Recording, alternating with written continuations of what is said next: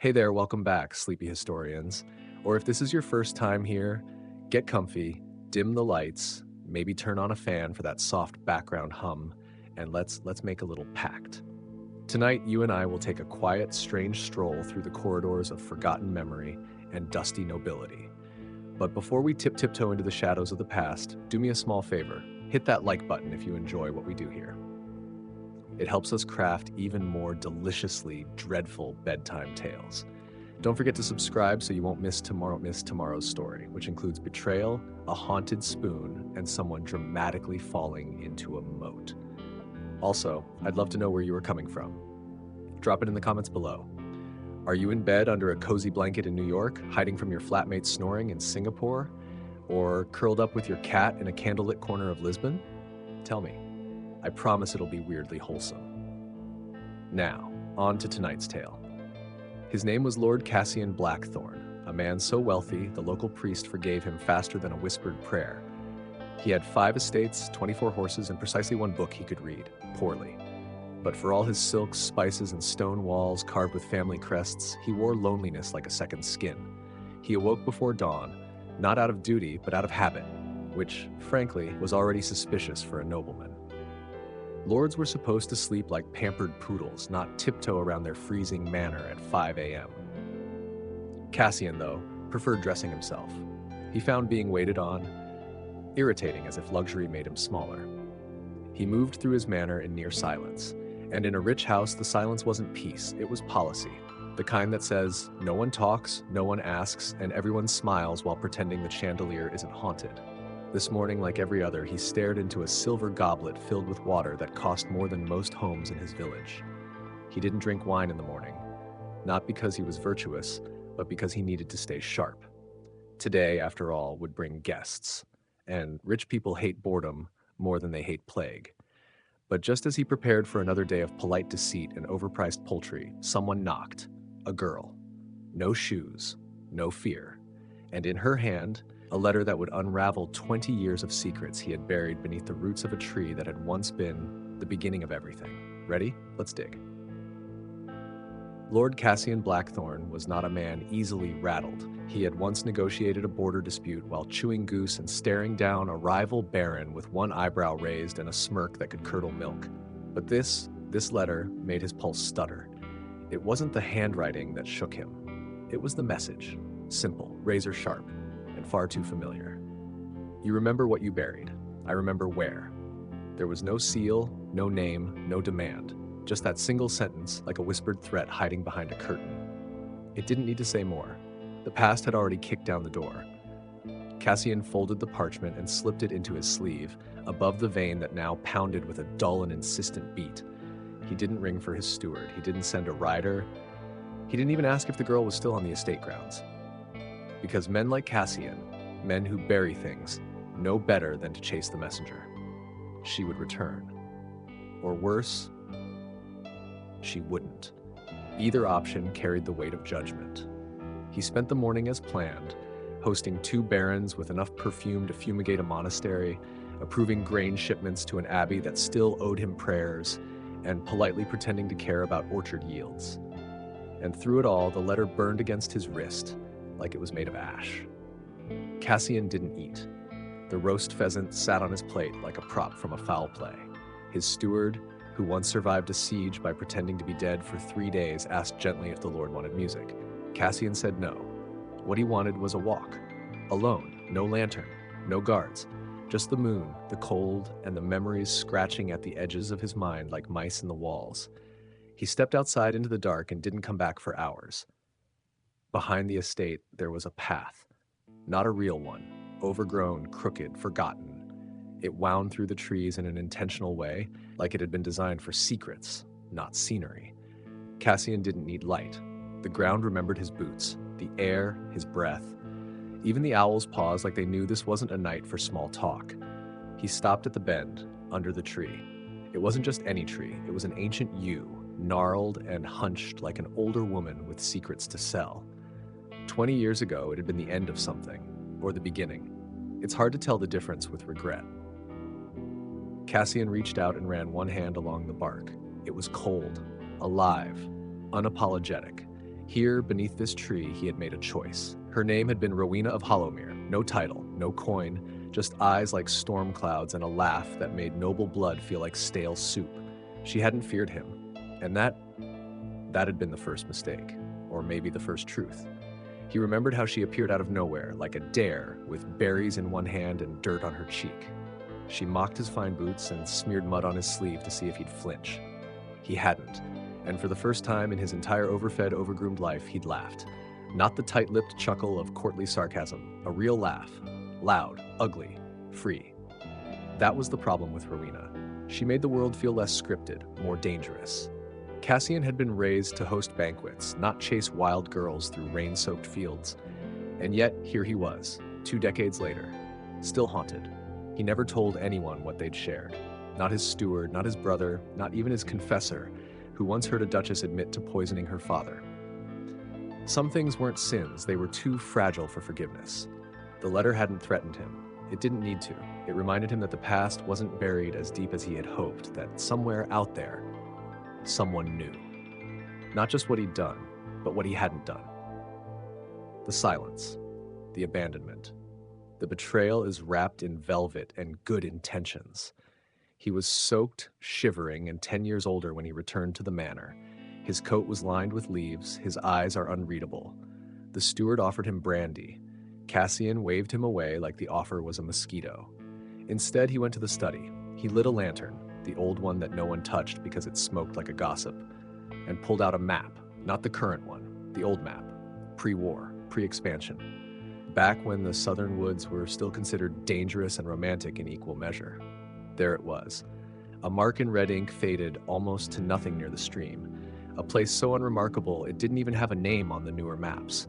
It's too marshy for planting, it's too wild for visitors, the kind of land you forget when listing your holdings, unless you buried a memory there.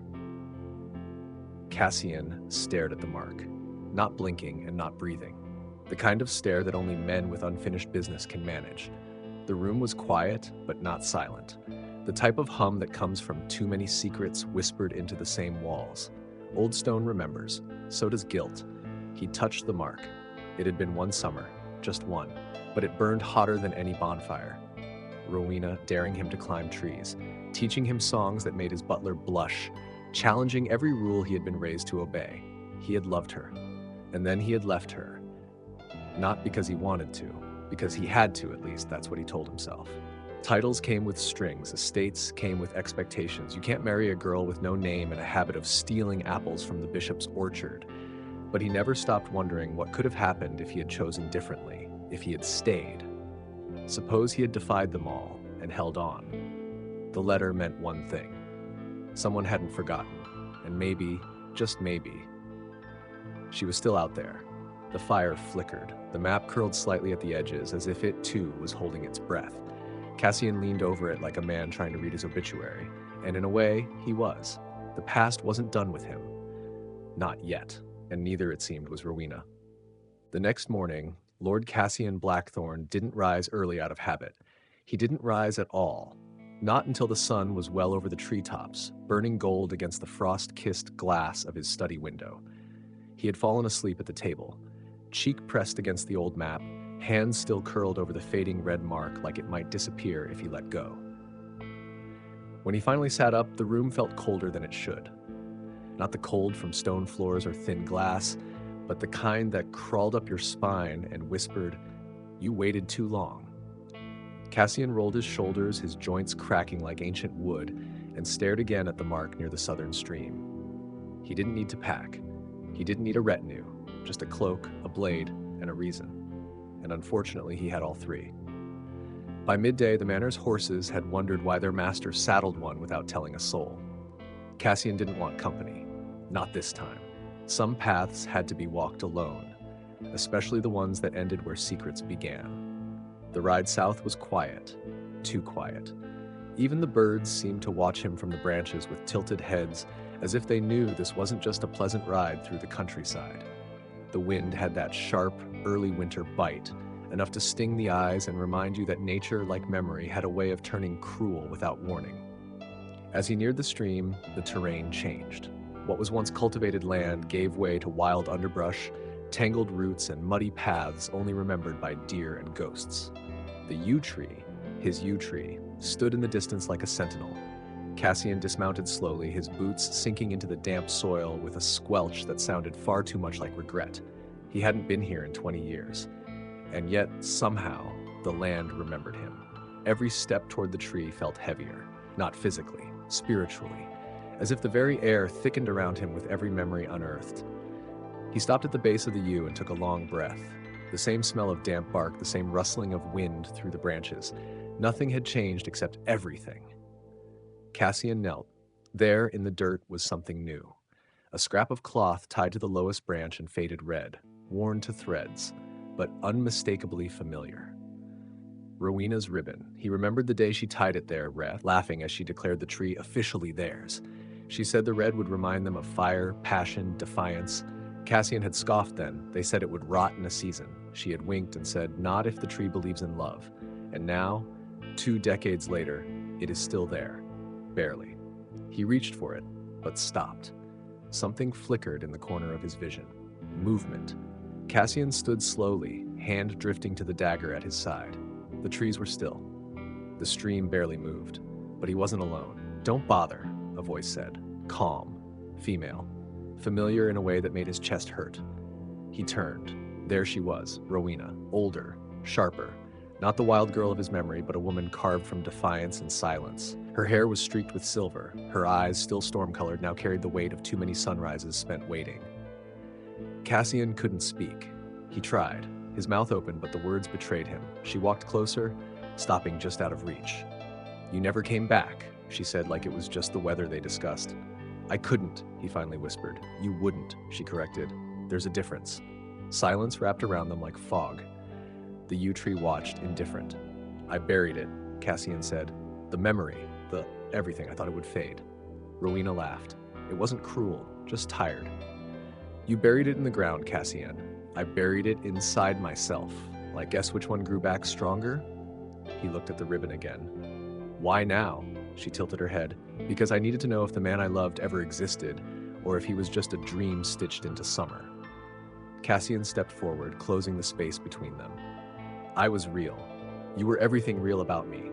She didn't move. I didn't flinch. And yet you left. I was afraid. I was angry. They stared at each other, surrounded by the ghosts of what they once were. The tree above creaked softly like it too was remembering. I wrote the letter, she said.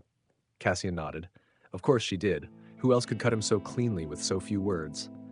I thought, if you remembered, she added, maybe you were still human under all that velvet and regret. He smiled weakly. I never stopped remembering. I just stopped admitting it. Rowena's eyes softened just enough to make it dangerous. I don't want apologies, she said. I want the truth.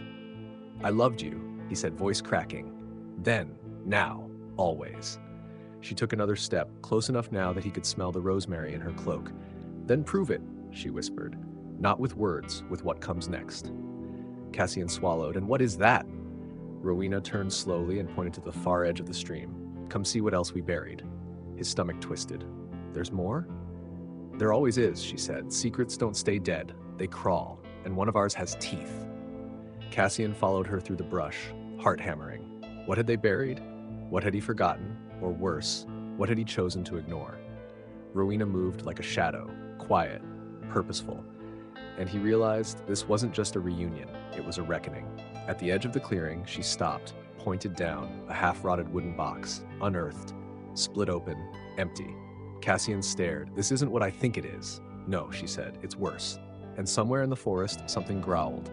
The past wasn't just alive, it was hunting. Cassian didn't breathe. Couldn't. His boots were rooted to the ground, and his eyes locked on the empty wooden box, which looked like it had been clawed open. The wood was splintered, soft from rot, but something had torn through it. Not gently, not by mistake. Whatever had been inside wasn't content to stay buried. Rowena crouched beside the wreckage, brushing her fingers along the damp soil like she was reading it. Cassian couldn't tell if she was praying or remembering. Maybe both. The air had changed, no longer just cold. It was heavy, like the forest was breathing, waiting to see what they'd do next. Cassian finally spoke, his voice barely above a whisper. What was in there, Rowena? She looked up, and for the first time he saw it, fear. Not the kind that screamed or flinched, the kind you bury next to old love and old sins. Not what, she said softly. Who? His stomach dropped. That's not possible. Rowena stood. Nothing about this has been possible since the day we buried her. Cassian blinked, trying to push the fog out of his mind. We didn't bury anyone, Rowena. We buried a memory, a mistake, a choice. She turned to him, eyes hard now. We buried a child. The words struck like ice water down his spine. No, he said, shaking his head. She wasn't. She was mine, Rowena interrupted, voice trembling now. Ours. Cassian staggered back a step. The yew tree, the ribbon, the summer they had shared. He remembered the firelight, kisses hidden behind laughter, promises whispered when the world was too quiet to interrupt. But a child? You never told me, he said. I couldn't, she snapped. You were already gone, and when I finally found the courage, the world had taken you back, polished you into something cold and unreachable. Cassian turned back to the box. But this, if what you're saying is true, how is this empty? Rowena exhaled like she'd been holding that breath for 20 years. Because we didn't bury just a body. We buried something ancient, something that should have never passed through blood and bone. Cassian stared at her. What are you saying? Rowena walked to the tree and pressed her palm against its bark. There's a reason the old villagers called this part of the woods the Hollow Root. It was cursed land long before you built a manor nearby. My grandmother used to say things grew here that shouldn't, and when I gave birth beneath this tree, something answered. Cassian wanted to run, scream, deny it all. But the ground beneath his feet seemed to hum with recognition. The yew groaned in the breeze. Something was listening. I didn't mean for it to happen, Rowena said. I was scared, alone. The midwife wouldn't even look at her when she came out. Said her eyes weren't right. Said her shadow moved before she did. Cassian swallowed. What did you name her? Rowena hesitated. I didn't. That was part of the charm. The old ways said not naming a thing gave it less hold on the world. Cassian looked back at the broken box. And did it work? Rowena's silence was all the answer he needed. The sky above them began to dim, though the sun had not yet set.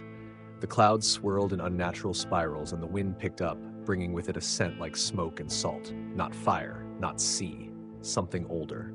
Cassian drew his blade. It felt ridiculous, a nobleman's dagger against whatever this was. But his hand needed something to hold, anything to make the world feel real again. She's not human, Rowena whispered. Not fully. She never was. Then what is she? Cassian asked. Rowena turned. She's everything we left behind, everything we tried to forget, and now she's come home. A branch cracked nearby, not the gentle sway of the wind. A snap, heavy, intentional. Cassian turned toward the noise. Nothing there. But the trees felt tighter now, like the forest had leaned in, eager to listen. We have to find her, Rowena said, before she finds the estate. Cassian's blood ran cold. You think she's going there? She was born in the shadow of your name. She'll want to know why you left her, why the world forgot her, and she won't ask nicely. Cassian nodded, lips pale. Then we ride. Rowena looked toward the trail. It's already begun. Back at the manor, the staff moved like bees before a storm. Doors closed too fast. Whispers traveled too far. One maid claimed she saw a girl in the orchard, barefoot, hair like ashes, humming a song no one had heard in years. The hounds refused to enter the east wing. The candles wouldn't stay lit. The steward, a man who once slit a trader's throat with a soup spoon during a siege, locked himself in the pantry and prayed. Cassian and Rowena arrived at twilight. The manor looked wrong, not damaged and not burned. I just shifted, like the house's bones had turned slightly inward, curling to protect something, or brace for something worse. They entered through the side door. The air inside was colder than it should have been. Not winter cold, tomb cold. Rowena gripped his arm. She's here. Cassian nodded. Then let's find her. They moved through the halls like trespassers in a home that no longer knew them. Every painting seemed to watch. Every shadow stretched too far. Somewhere, deep inside the house, a piano played one note, repeatedly. Soft, slow, steady. Room by room they searched. Finally they found her in the nursery, unused, untouched for years.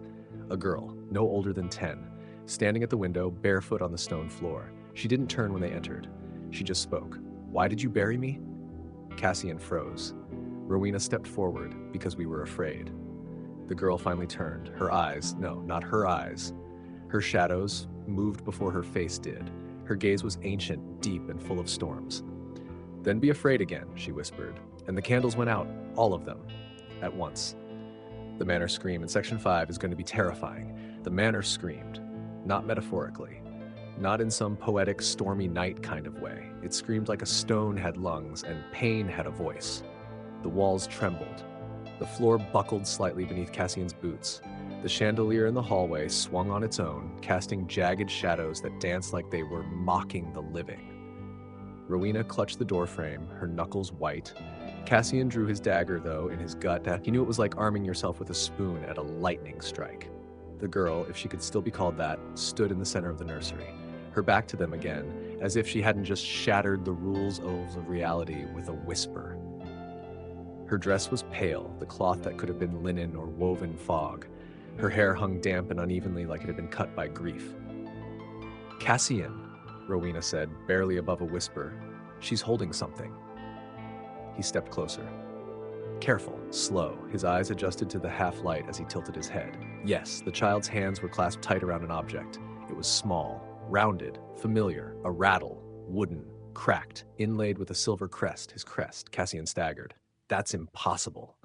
Rowena's face was stone. "I left it in the box, as a memory, or a curse. I wasn't sure." The girl slowly turned again. Her face this time held something else. Sorrow. Deep, bottomless regret. But underneath it, something darker stirred. The kind of emotion born not from pain, but from abandonment marinated in centuries of silence. "You left me on the ground," she said. "You left me with no name, no fire, no goodbye." Cassian took a step forward, dagger lowered now, useless in his hand. "We didn't know what you were. You weren't breathing. You weren't—" "I was waiting," the girl cut in. "You buried me too soon. You thought silence was safety, but silence feeds the roots." Behind her, the yew tree's shadow flickered against the nursery wall, though there was no light for it to cast. It moved like it was alive, like it was still connected across time and soil, like it was watching. Rowena swallowed hard. "What do you want from us?" The girl didn't blink. A reckoning. At that, the temperature dropped again. The breath from Cassian's lips turned to fog, hanging in the air like ghosts waiting their turn to speak. The manor creaked and groaned, old beams protesting a weight they hadn't carried in centuries. The portraits in the hall began to shift, not fall. Shift. Their subjects turned their heads, looked away. Cassian turned to Rowena. "We can't fight her." Rowena's eyes blazed. "Then we make her remember who she was before the shadows." "Do you think there's anything left?" She didn't answer. Instead, she stepped toward the girl. Her voice softened, changed. It became the melody of lullabies long forgotten. "You were born under a blood moon. Do you remember that? The wind was cold, but the stars were clear.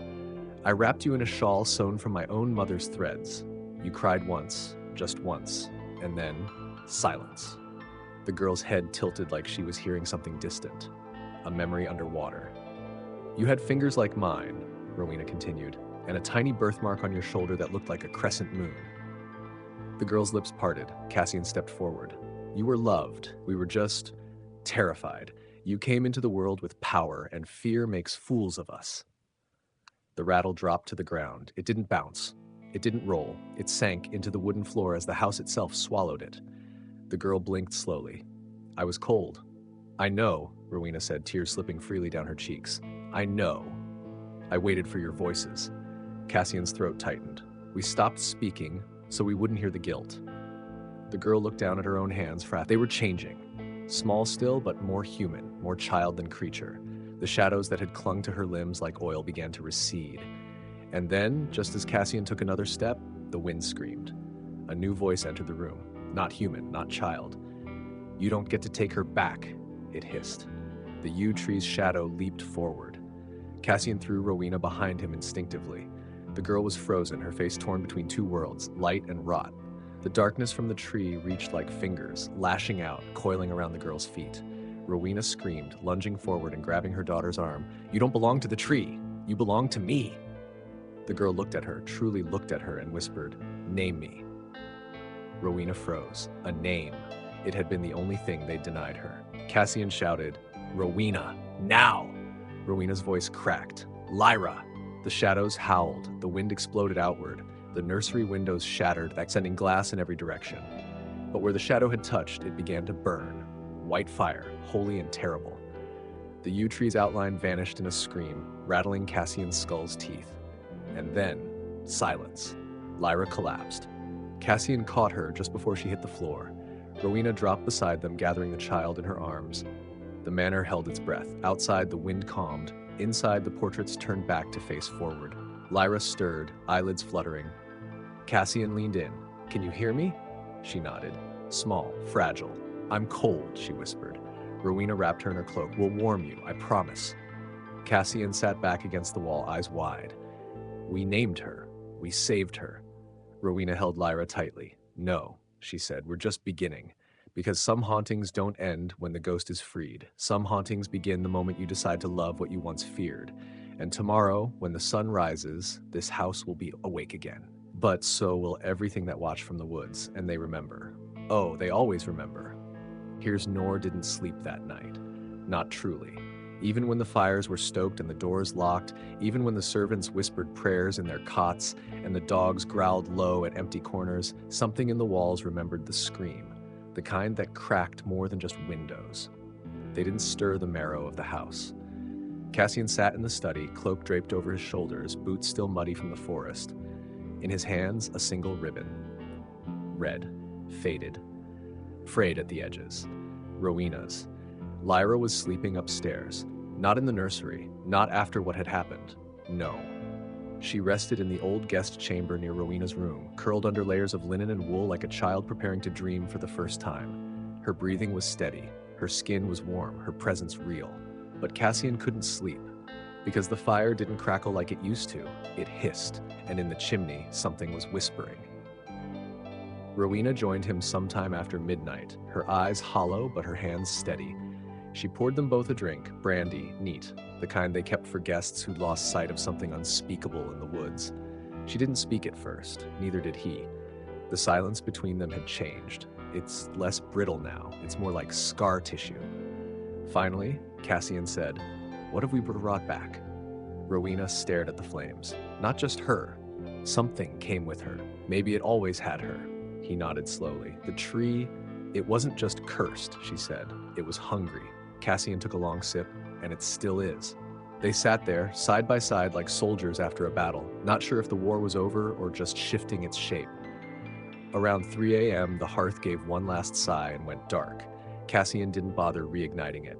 The cold didn't feel like the enemy anymore. The heat didn't either. Upstairs, Lyra stirred. Cassian heard it, a whisper. Not words, just motion, like silk brushing against stone. He stood instantly. Rowena followed. They climbed the staircase together, slow but alert. The old boards might betray them. The guest room door was ajar. Cassian nudged it open with the hilt of his dagger. Lyra was gone. The bed was still warm, blankets disturbed. The window was open, and on the sill, one small footprint, wet, muddy, leading outward. "No," Rowena breathed. "No, no, no." They rushed outside, following the trail. The frost crunched underfoot. The moon had sunk low, dragging shadows long across the land. Somewhere, far off, a raven called. Once. Then silence. Cassian tracked the prints along the edge of the orchard toward the old well. It had been sealed years ago after a servant boy fell in and claimed something down there had tried to pull him further. The lid, once bolted shut, was gone. Rowena gasped. From the well came a sound. Breathing. Not wind. Not air whistling through the stone. Breathing. Shallow. Childlike. Cassian leaned over the edge, careful not to fall. "Lyra?" The voice that answered wasn't hers. "You named her," it hissed. But names are promises, and promises bleed. He stepped back. Rowena gripped the dagger in his belt and lowered herself to the edge. "Give her back," she shouted. "She's ours, not yours." The well chuckled, not laughed, chuckled, deep, wet, mocking. "You gave her to me the moment you walked away," it whispered, "and now she remembers." Suddenly, a hand shot from the darkness, pale, wet, clawed, and grasped the stone rim. Cassian slashed at it, but the blade passed through like smoke. "Run," Rowena said, grabbing his arm. "We can't fight it here." They fled. Behind them, the well exhaled a sound like earth sighing open, and something began to climb. They didn't stop until they reached the chapel.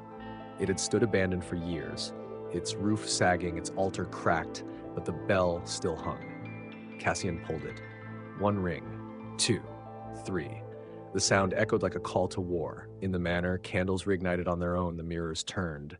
In the orchard, the trees bent backward, and deep beneath the soil, something ancient stirred. Again, Rowena barricaded the chapel door while Cassian lit what candles he could find. Lyra was inside, crouched near the altar, eyes closed, humming to herself. The same melody she'd whispered in the nursery. Low, rhythmic, strange. She came back on her own, Rowena said. She knew to follow.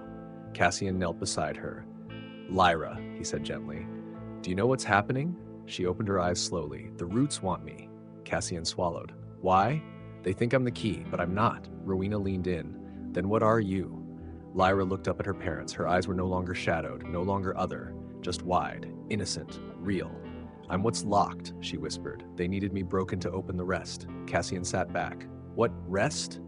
Lyra pointed to the chapel floor, and the stone beneath the altar began to crack, thin lines at first, like veins, then wider, spreading in a spiral. From beneath came light. But no, not light, the color of bone and memory. They've been waiting, Lyra said softly. And now that I've remembered, so will they.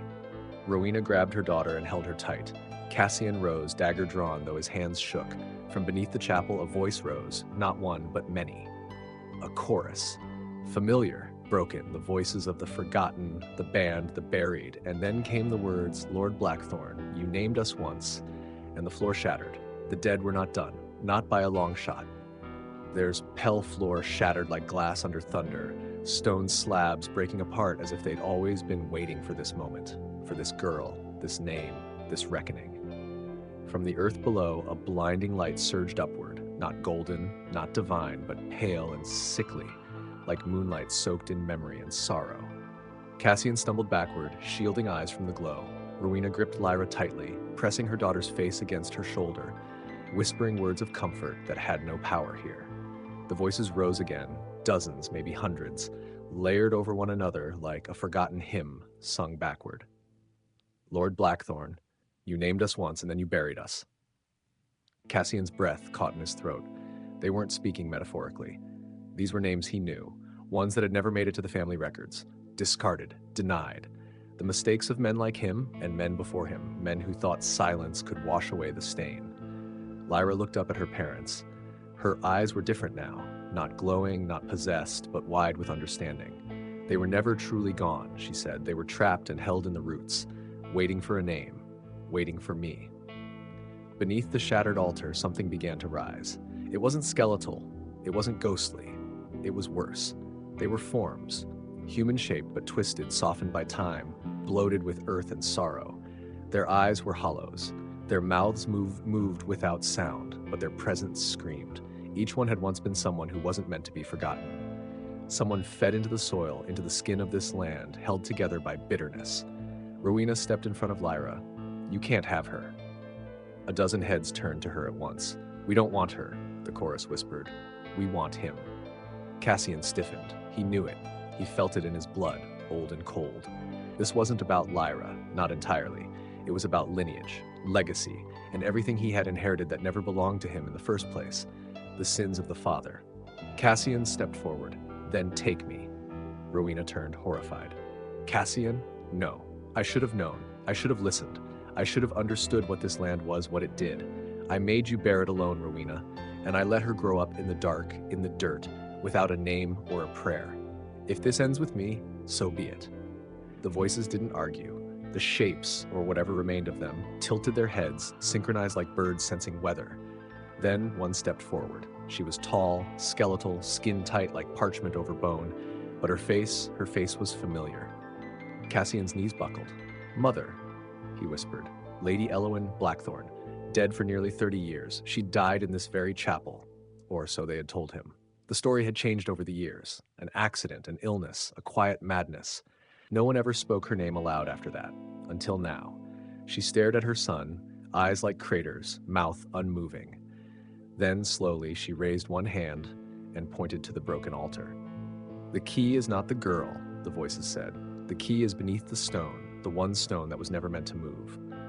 Cassian didn't wait. He leapt forward, climbing the rubble, ignoring the screams of the manor that seemed to echo through the walls like a dying animal. He reached the base of the altar, what remained of it, and began digging with his hands. Dirt, stone, roots, blood from his fingertips. But he didn't stop. Then metal, a box, small, heavy, iron-bound. He wrenched it free. It pulsed, not figuratively. It beat like a heart. Rowena stepped closer, eyes wide. "What is it?" "A lockbox," Cassian said. "My father's. He always said it held the family's true identity. No one was allowed to open it, not even him." Lyra stood beside her mother now, no longer afraid. "It's not locked anymore," she said. Cassian opened the box. Inside, nothing. No jewels, no gold. Just a single name etched in its base. Lyra Blackthorne. The box had always been waiting for her, and in that moment, the spirits froze. The light flickered. The chapel trembled, not from rage, but from release. The air snapped, and then everything went still. The forms dissolved. Not in pain, not in fury. They faded like candle smoke in the breeze, like memories finally allowed to sleep. Cassian sat on the floor, the box in his lap. Rowena knelt beside him. "You broke the cycle." "No," he said quietly. "She did." They looked at Lyra. She was glowing now, not with light, but with clarity. The burden she was born into, the legacy she never asked for, it had passed through her and burned away. She smiled, tired but real. "They can rest now." Cassian nodded. "So can we." The bell rang once. No one pulled the rope, just one clean tone. Farewell. They left the chapel at sunrise, its walls no longer groaning, its windows clear. The manor stood silent, dignified again. The portraits faced forward. The mirrors showed only what they were meant to. Lyra walked between her parents. No longer hunted, no longer haunted.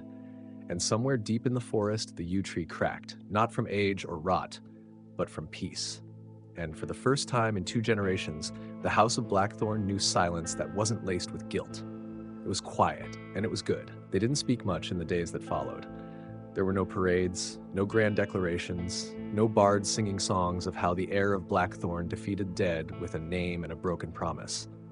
Just quiet. The kind of quiet that feels earned, not given. The kind that only follows storms that are too heavy to name. Lyra slept longer now, dreamlessly, thankfully. Her body still carried the weight of everything she'd been used for, by roots, shadows, and those who'd written her out of the story before she'd even drawn breath. But her sleep was deep, healing, like she was finally choosing to stay with them in this world. Cassian spent his time restoring the chapel, not because he found God, he hadn't, but because it felt wrong to let the place that held their ghosts fall apart again. He worked with his hands, stripped of rings and titles, mud on his boots, and ache in his shoulders. He didn't ask the servants. He didn't bark orders. He showed up, hammered, scrubbed, and listened to the stone. Rowena watched him from the garden sometimes. She wasn't one for redemption speeches or warm forgiveness tied up in ribbons. But she did begin to walk through the manor without flinching. She left her boots by the hearth. She started tending the greenhouse again. The roses bloomed taller than they had in years. Still, even in that peace, the memory lingered. The sound of that voice in the well. The way the altar split like bone. The moment Cassian saw his mother's face in the light of the chapel, not as the distant, sad woman in painted portraits, but as something broken, bound, and buried beneath his family name. Those things didn't fade. Not really. They sat beside the silence. One evening, as the sun dipped low and the field stretched long and golden, Lyra stood on the balcony, watching. Cassian stepped beside her, hesitant. "You okay?" he asked. She nodded, arms crossed, hair tousled by the wind. "Do you hear them?" He froze. "Hear who?" She didn't look at him, the ones who didn't speak in the chapel, the ones who stayed behind. Cassian felt the chill again, the one that started in the marrow. "There are more?" Lyra turned to him now, and there was no fear in her face, only knowing. "There are always more." He sat down on the bench beside her, rubbing his palms together. "I hope that was the end." "It was the end of something," she said, but the beginning of something else. They were quiet for a moment. Then Lyra added, "There's a ledger in the library, behind the wall panel." Cassian blinked. "A ledger?" "Names," she said. "Not just Blackthorn, old names, ones buried even deeper, places marked with blood and coins. They tried to burn it once, but it wouldn't catch fire." Cassian stood. "How do you know that?" Lyra shrugged. "I don't. I just do." He stared at her. She was still his daughter, still the girl who laughed when he tripped in the orchard, still the child who hugged Rowena with both arms and all her weight. But something in her gaze now saw further than he ever could. The next day, Cassian searched the library. He found the panel exactly where Lyra said it would be. Behind it, a book, leather-bound, cold. Not from the room, but from within. He opened it. The first page was blank, the second too, but the third held names, dozens. Then hundreds. Each name had a place beside it, a date. Some of them are centuries old, some marked with red ink.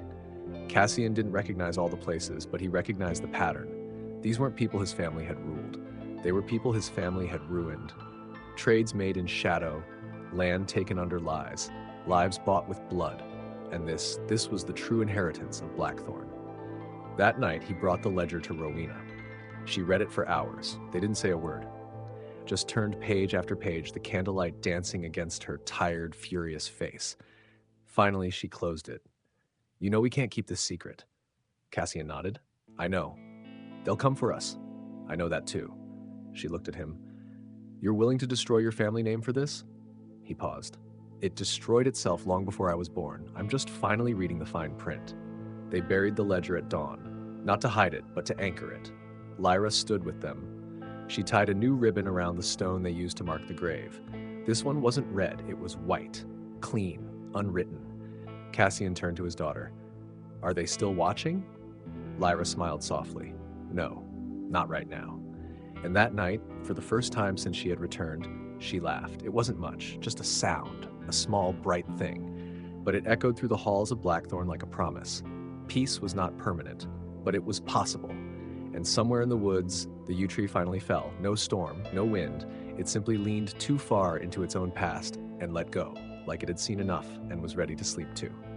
3 weeks passed. The yew tree lay rotting in the field, roots half exposed, its shadow no longer reaching the manor. It had always loomed larger than it should, like a sentinel, like a warning. But now, stripped of power, it was just wood, just bark and splinters. And yet, no one dared touch it. Cassian had it cordoned off, not because he feared superstition, but because the soil around it wouldn't grow anything. Not grass, not moss, not even weeds. Something still slept beneath the roots, or worse, watched. Life at Blackthorn was quieter now. The manor breathed easier, its corridors no longer echoing with ancestral guilt. Servants began to speak louder. Doors creaked less. Fires burned brighter. But for all the light they brought back into the estate, shadows still found a way in. It began with the birds. Every morning, Lyra would sit near the east-facing window, waiting for the sparrows that always gathered by the garden. She'd named them Nettle, Bristle, and Orangefoot. But then, one morning, they didn't come. The next day, the sky was silent, Rowena noticed first. No birds, not even crows. Cassian brushed it off. It's early. Maybe they've migrated. But by the third day, Lyra said, "They're not gone. They're hiding." From what? That night, a fog rolled in from the western moors, thick, unnatural, and cold enough to frost the windows from the outside. It seeped low along the grass, wrapped around trees like fingers, and hovered too long over the grave where they'd buried the ledger. Cassian stood on the balcony, staring out into it. He didn't feel watched. He felt waited for. Inside, Rowena fed the fire more often than needed. She swore, the hearth whispered sometimes. Nonsense phrases, half-names, old songs. She never told Lyra. Some fears, she said, are better starved than fed. But Lyra already knew. One night, she sat bolt upright in bed and said one word, "Northgate." Cassian, jolted from sleep on the floor beside her, blinked. "What did you say?" "Northgate," she whispered again. "That's where they went?" "Who?" Lyra looked him dead in the eyes. "The others." He wanted to ask what she meant, but deep down he already knew. The ledger had ended, but the line of Blackthorn had not. Cassian and Rowena pored over the old maps again. Northgate wasn't a village, not anymore, just ruins. A blight of crumbled stone and broken iron near the edge of their farthest lands. No roads led there anymore. It hadn't been mentioned in records since the time of Elowyn's father, Cassian's grandfather, who had burned it off every estate chart. They left at dawn. Cassian, Rowena, Lyra. No guards, no servants. Just the three of them and the horses they trusted most. The ride was long. Gray hills and sharp wind. Trees thinning the farther north they climbed, as if nature itself didn't want to remember what waited. By dusk, the road ended, and the fog began. Denser than before. Moving somehow. Not like mist, but like breath. Like something alive exhaling against the earth. Rowena muttered, "This feels like walking into a tomb. Lyra whispered. It is. Northgate revealed itself not with walls, but with absence. Where buildings should have stood, only foundations remained, cracked stone choked with vines. And at the center, a circle of earth scorched black and bare, like fire had claimed it long ago and no green dared return. Cassian dismounted slowly. The silence was oppressive, louder than thunder, heavier than guilt. He stepped into the circle, and the earth pulsed. One slow, deliberate beat, like a heart buried beneath. Lyra dropped to her knees. It's here, she gasped. What is? Rowena asked, kneeling beside her. Lyra's hand hovered above the dirt. The others, the ones who were never given names. Cassian knelt too, placing his hand beside hers. The ground was warm. A faint hum tickled his fingertips. Then he heard them. Not voices, not speech. Breath. Hundreds of them. The air shimmered, and for a moment the ruins of Northgate reformed, just in his mind, or maybe in something older than memory. He saw fire, chains, a gate made of bone, and people screaming without mouths. It vanished in a blink. Lyra whispered, "They weren't killed, they were sealed." Rowena stood, heart hammering. Sealed in what? Cassian answered without thinking. In blood. They looked at each other. Northgate hadn't just vanished, it had been hidden, wiped from the land with the same magic that fed the roots of the yew tree, the same silence that kept generations quiet under velvet and titles. Cassian walked to the center of the black earth. He drew his blade, held it out. Rowena shouted, "What are you doing?" "This land recognizes blood," he said, "so let's give it some truth." He sliced his palm, not deep, but enough. The blood fell, the earth drank, and from the circle a sound rose, a chime, soft, metallic. Then a light cracked the soil, thin, white, searing. A symbol emerged from the dirt, burned into the earth. A crest, but not blackthorn, older, rooted in spirals and spines. Cassian didn't recognize it, but Lyra did. "That's not our family," she said. "It's the one we stole from." Rowena's voice broke. This wasn't just a village. This was a vault. Cassian turned toward her, and we were the lock. The wind screamed, not from the cliffs, from below, and the ground began to split, not like in the chapel. This time it wasn't voices rising, it was them, the ones no name had saved, and they were angry, very, very angry.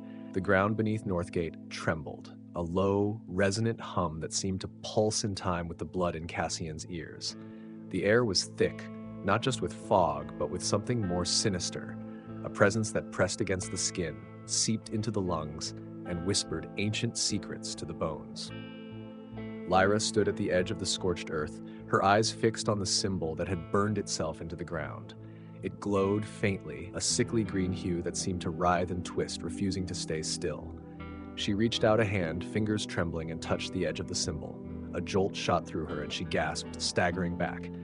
Visions flooded her mind, flashes of faces twisted in agony, mouths open in silent screams, eyes pleading for release.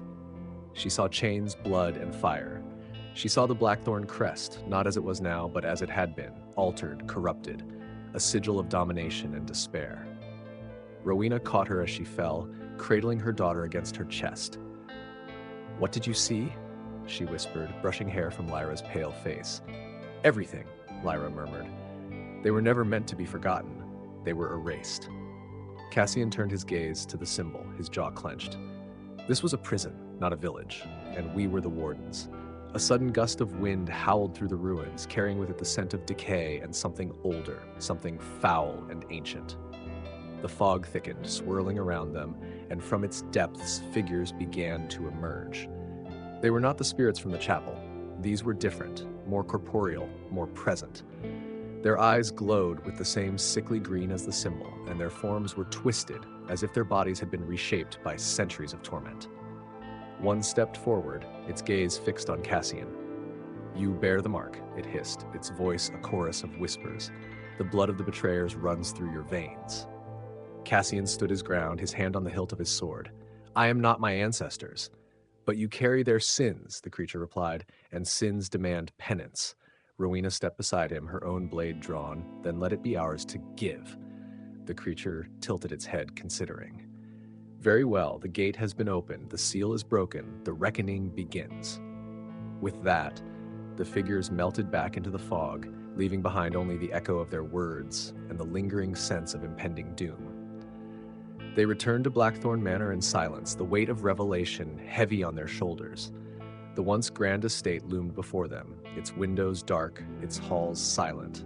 Inside, the air was thick with dust and the scent of old wood and older secrets. Lyra wandered the halls, her fingers trailing along the walls, feeling the pulse of the house beneath her fingertips. She paused before a portrait of a stern-looking man, one of her ancestors, his eyes cold and unfeeling. "They knew," she said softly. "They all knew." Cassian joined her, his gaze fixed on the portrait, and they chose to forget. Rowena appeared behind them, holding an old, leather-bound book. Not all of them. Some tried to remember, to warn.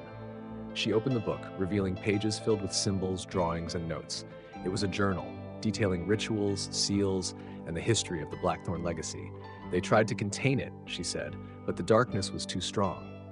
Lyra flipped through the pages, her eyes scanning the text. There's a ritual, a way to seal the gate again, but it requires a sacrifice. Cassian's eyes met hers. What kind of sacrifice? Lyra hesitated. A life, a Blackthorn life. Silence fell over them, heavy and suffocating. Rowena closed the book. There has to be another way. Cassian shook his head. If this is the price to right the wrongs of our ancestors, then so be it. No, Lyra said firmly. It's not your life that's needed. It's mine. Rowena's eyes widened. Absolutely not. Lyra stepped back, her gaze resolute. I was the one they marked, the one they tried to use. It's my burden to bear. Cassian reached for her, but she pulled away.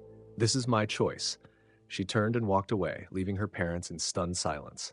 That night, Lyra stood in the center of the scorched circle at Northgate, the journal in her hands. The fog swirled around her, and the symbol beneath her feet pulsed with light. She began to chant, her voice steady and strong, reciting the words from the journal. The ground trembled, and the air grew thick with energy.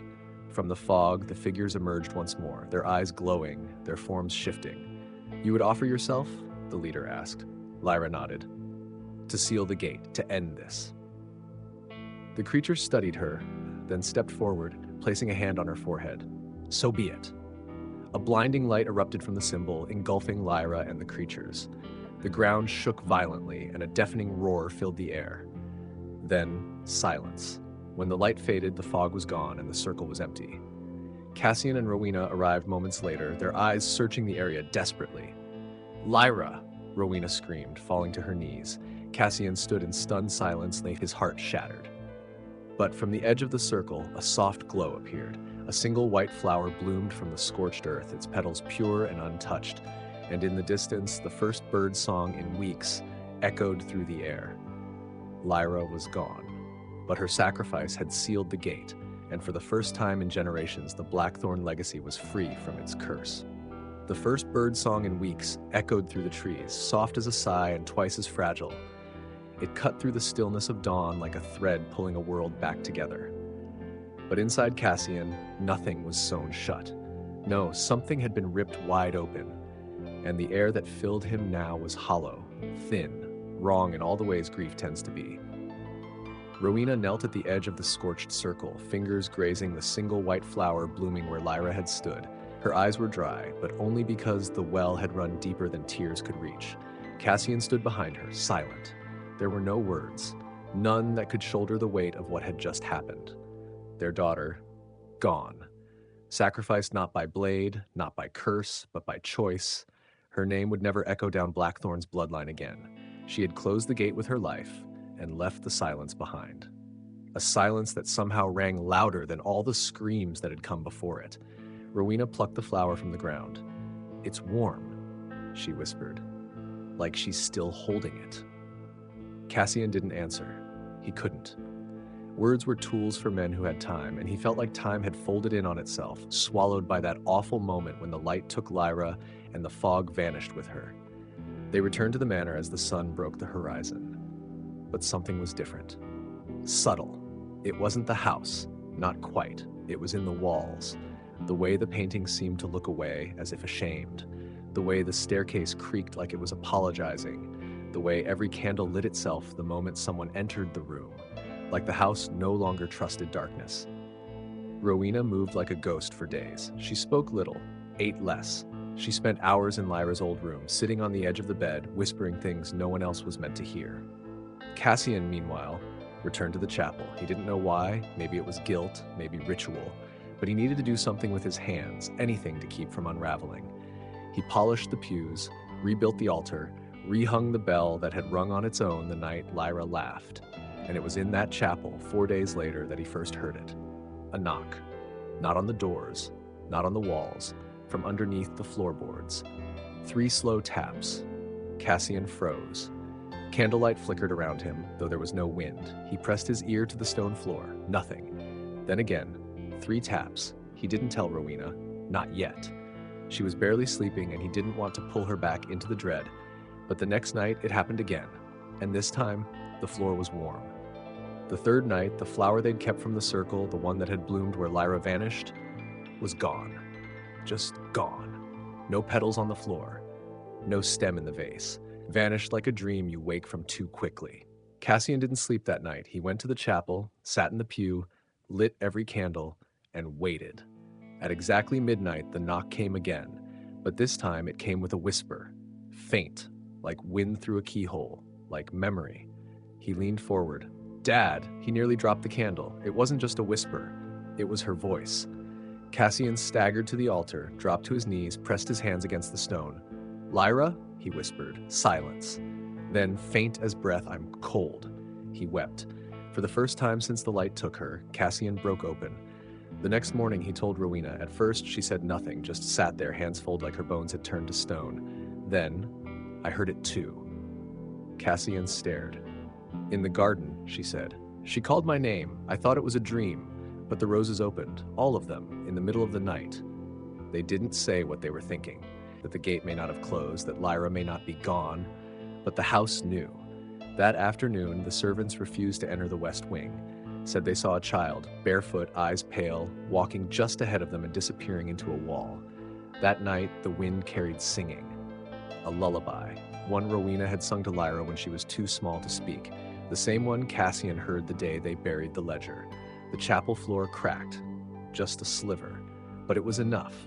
From it, petals rose, not from any root, not from any plant, but from memory, white, pure, and one of them bled. Rowena picked it up. Her hand came away stained red. Not blood, ink. Writing appeared on her palm. One word. Almost. Cassian stepped back. Almost what? Rowena's voice shook. Almost free. And somewhere under the floor, Lyra's voice whispered again. Help me. Not angry. Not afraid. Just unfinished. The dead girl who saved them wasn't done. And neither was the darkness she had locked herself inside. The chapel floor didn't crack further that night, but the silence that followed was worse. It hung thick in the air, like smoke after a fire that shouldn't have burned. Rowena stayed in the chapel long after the ink faded from her hand. She lit every candle twice, then just sat there, watching the hairline fracture in the stone, daring it to widen to speak again. But nothing came.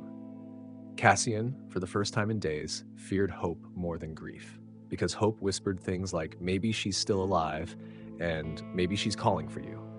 But hope, Cassian knew, had teeth, and it always bit deeper than despair.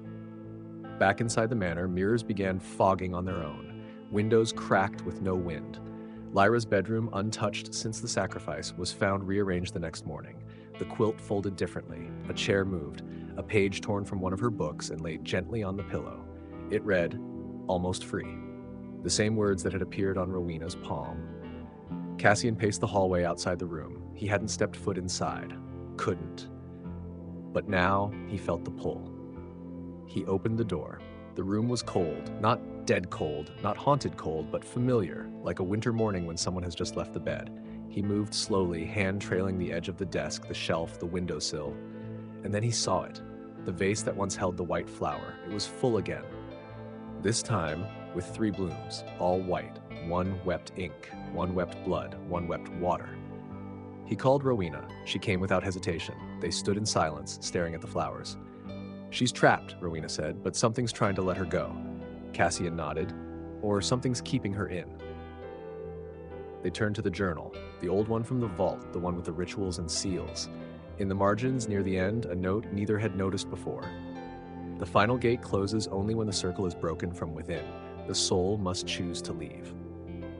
But she did, Rowena whispered. She chose to save us. Cassian shook his head. She chose to seal the gate. That's not the same. And in that terrible pause between sentences, a realization dawned. She was still inside. Not dead, not gone. Bound. That night, Rowena brought out the map. The one they never used, the one that showed the underground. Blackthorn's foundations ran deep. Beneath the chapel, beneath the gardens, there were tunnels, old passageways, and one sealed chamber marked only with a symbol, a spiral within a ring. The same mark burned into Northgate's soil. "We go tonight," Cassian said. They descended at midnight, candles in hand, swords at their belts, not because they believed blades would help, but because tradition was a strange comfort in the face of madness. The tunnel air was thick and damp, the stone walls sweating memory. Every step echoed like a footfall into the past. After an hour, they reached the sealed door. Iron, cold, covered in the same symbol Lyra had drawn in her sleep years ago before any of this began. Cassian pressed his hand to it. It burned. The door opened, inside a vast circular chamber. The walls were covered in carvings, names, dates, symbols, in the center a pool of still water, and in the water, her reflection, Lyra. Cassian dropped to his knees. "Lyra?" No answer. The reflection blinked. Rowena stepped forward. "Can you hear us?" The water rippled. Then, her voice, "I can't find the door." Cassian reached toward the pool. "We'll open it for you." "No," Lyra whispered. "It's not locked." Rowena frowned. "Then why can't you leave?" Lyra's reflection looked up at them, eyes hollow. "Because something else is in here." The candles dimmed. The carvings on the wall shimmered. And from the far end of the chamber, something moved. It didn't step, it slid. A shape, a shadow, human in form, but wrong in every way. It had no face, no voice, but it radiated presence, like grief incarnate. Lyra's voice came again, panicked now. "It followed me in. I tried to close the gate, but it clung to me. It doesn't want to leave. It wants out." Rowena gripped Cassian's arm. "We have to pull her out, now." Cassian nodded. He stepped into the pool. The water was shallow but deep in feeling. It clung to his boots, his legs, his chest. Cold at first, then warm, then burning. He reached forward toward the image. Lyra reached back, their hands touched, and for a moment, he felt her, solid, real, alive. Then the shadow struck. It lunged through the water, not at Cassian, but at the gate forming between them, at the connection. Cassian screamed. Rowena leapt in, her hand on his shoulder. "Don't let go!" Lyra's voice was everywhere. "Don't let it follow me!" Cassian's hands slipped, but Rowena grabbed them both, holding tighter than any mother ever had. Then, the light. Blinding. Burning. Cleansing. The chamber shook. Water boiled, stone cracked, and then silence. When Cassian opened his eyes, he was lying on the floor. Rowena beside him, and in his arms Lyra, breathing, real, alive. They cried, all three of them, not because they understood what had happened, but because finally they were together. They left the chamber, sealed the door behind them, and that night, for the first time in weeks, the stars above Blackthorn shone through clear skies, but beneath the manor, one carving still glowed, a single word, freed, and the question mark was still burning. The stars above Blackthorn shone clear that night, and for once the air didn't smell like old secrets. No fog, no whispers, just silence. The good kind, the kind Cassian hadn't felt in years. But peace is a fragile thing, and sometimes silence lies. Lyra slept in her bed again. That alone should have been a miracle. She looked just like she had before the sacrifice. Same braid, same soft, unconscious twitch of the hand. But she didn't dream. Or if she did, she didn't say. And every morning she woke, her eyes carried something ancient, like they'd looked too long into a place that forgot how to blink. Cassian watched her from the doorway. She didn't notice, or maybe she did, and chose not to react. Rowena had changed too. She walked the halls barefoot now, like she didn't trust the ground not to vanish. She'd stopped lighting candles after sundown, saying the moon was enough, and she spoke to the roses, every day. The same phrase, again and again. "She gave us back the house. Don't let it take her." Cassian didn't ask what that meant. He was too busy listening, because the chapel floor had stopped cracking, but the bells rang again, only at night, only once, and always at 3:13 a.m. At first, Cassian ignored it, maybe a bird, maybe wind, maybe the aftershock of magic unraveling itself across the stones, but on the third night, he went. The chapel stood silent, empty, until he turned around and saw the flower, white, fresh, planted right where Lyra had stood when she vanished. This time it didn't bleed, it pulsed. Cassian knelt, it was warm, and beneath it, barely visible, was a new mark carved into the stone, a spiral, but not inside a ring. This one had no border, no boundary. It spun outward, endless. Cassian touched it and felt her, not Lyra, something else. A whisper. but not words. A familiar, cold, triumphant. He left the chapel in silence, didn't tell Rowena, didn't wake Lyra. But the next morning, Lyra sat at breakfast and said, "He touched it." Cassian froze. She didn't look up from her plate. Rowena paled. "What did you say, love?" Lyra blinked. Slowly. "It's awake." The rest of the day passed like fog. Cassian reread the journal, every page, every scratched out word, but nothing prepared him for what he found tucked inside the back cover. A letter, addressed to him, written in his father's hand. He hadn't seen that scrawl in over 20 years. "Cassian, if you're reading this, then something went wrong, or perhaps something finally went right. Either way, know this, our bloodline did not inherit a curse. We inherited a duty. The house is not a house, it is a gate. Every child born here is a key. Some fit the lock, some break it, and some become the door. Your daughter is the last. She will open what we buried, and she will choose whether it ends. Forgive me. I didn't want this for you, but you were always the brave one." Father Cassian read it 3 times, then he burned it. Some truths weren't meant to last. That night, Lyra didn't come down for dinner. Rowena found her sitting by the window, hands folded in her lap, staring at the stars. "They're quieter now," Lyra said, "but not gone." Rowena sat beside her. "The stars? No," Lyra whispered. "The Watchers." Cassian entered, quiet as always. He heard enough to freeze his breath. "We sealed the gate," he said. "You closed it." Lyra turned. Her eyes were glowing, not light, memory. "Gates open both ways, Father." Rowena stood. "What's coming through?" Lyra didn't answer, but the wind outside howled, and the chapel bell rang once more, 3:13 a.m. Only this time it didn't stop. It rang and rang, until the walls shook, until the paintings fell, until the white flower exploded in a silent burst of petals, each one etched with names that had never been born. Cassian ran. The chapel door stood open. Inside, no altar, no pews, just the endless spiral, lit from below. And in the center, not Lyra, but her reflection, smiling, the wrong smile, and whispering a name that hadn't been spoken since before the blackthorn crest was carved, Yevhen. Rowena screamed, the spiral pulsed, and outside in the earth beneath the old yew tree's stump, something breathed. The gate wasn't sealed, it was replaced. And now it wanted out. The spiral had opened, and with it, the veil between worlds had thinned. Cassian, Rowena, and Lyra stood at the threshold of the chapel, their eyes fixed on the pulsing symbol etched into the stone floor. It glowed with an otherworldly light, casting eerie shadows that danced along the walls. The name Yevhen echoed in their minds, a whisper from the depths of time. Cassian stepped forward, his hand reaching out to touch the spiral. As his fingers grazed the surface, a jolt of energy surged through him and visions flooded his mind.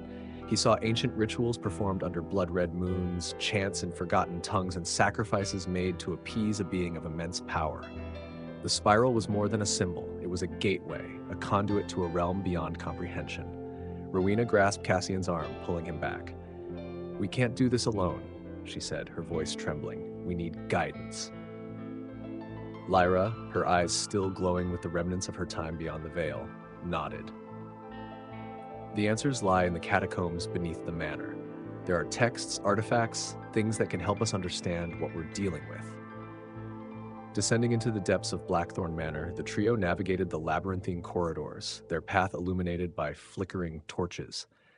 The air grew colder with each step, and the walls seemed to close in around them. Finally, they reached a chamber lined with shelves of ancient tomes and relics.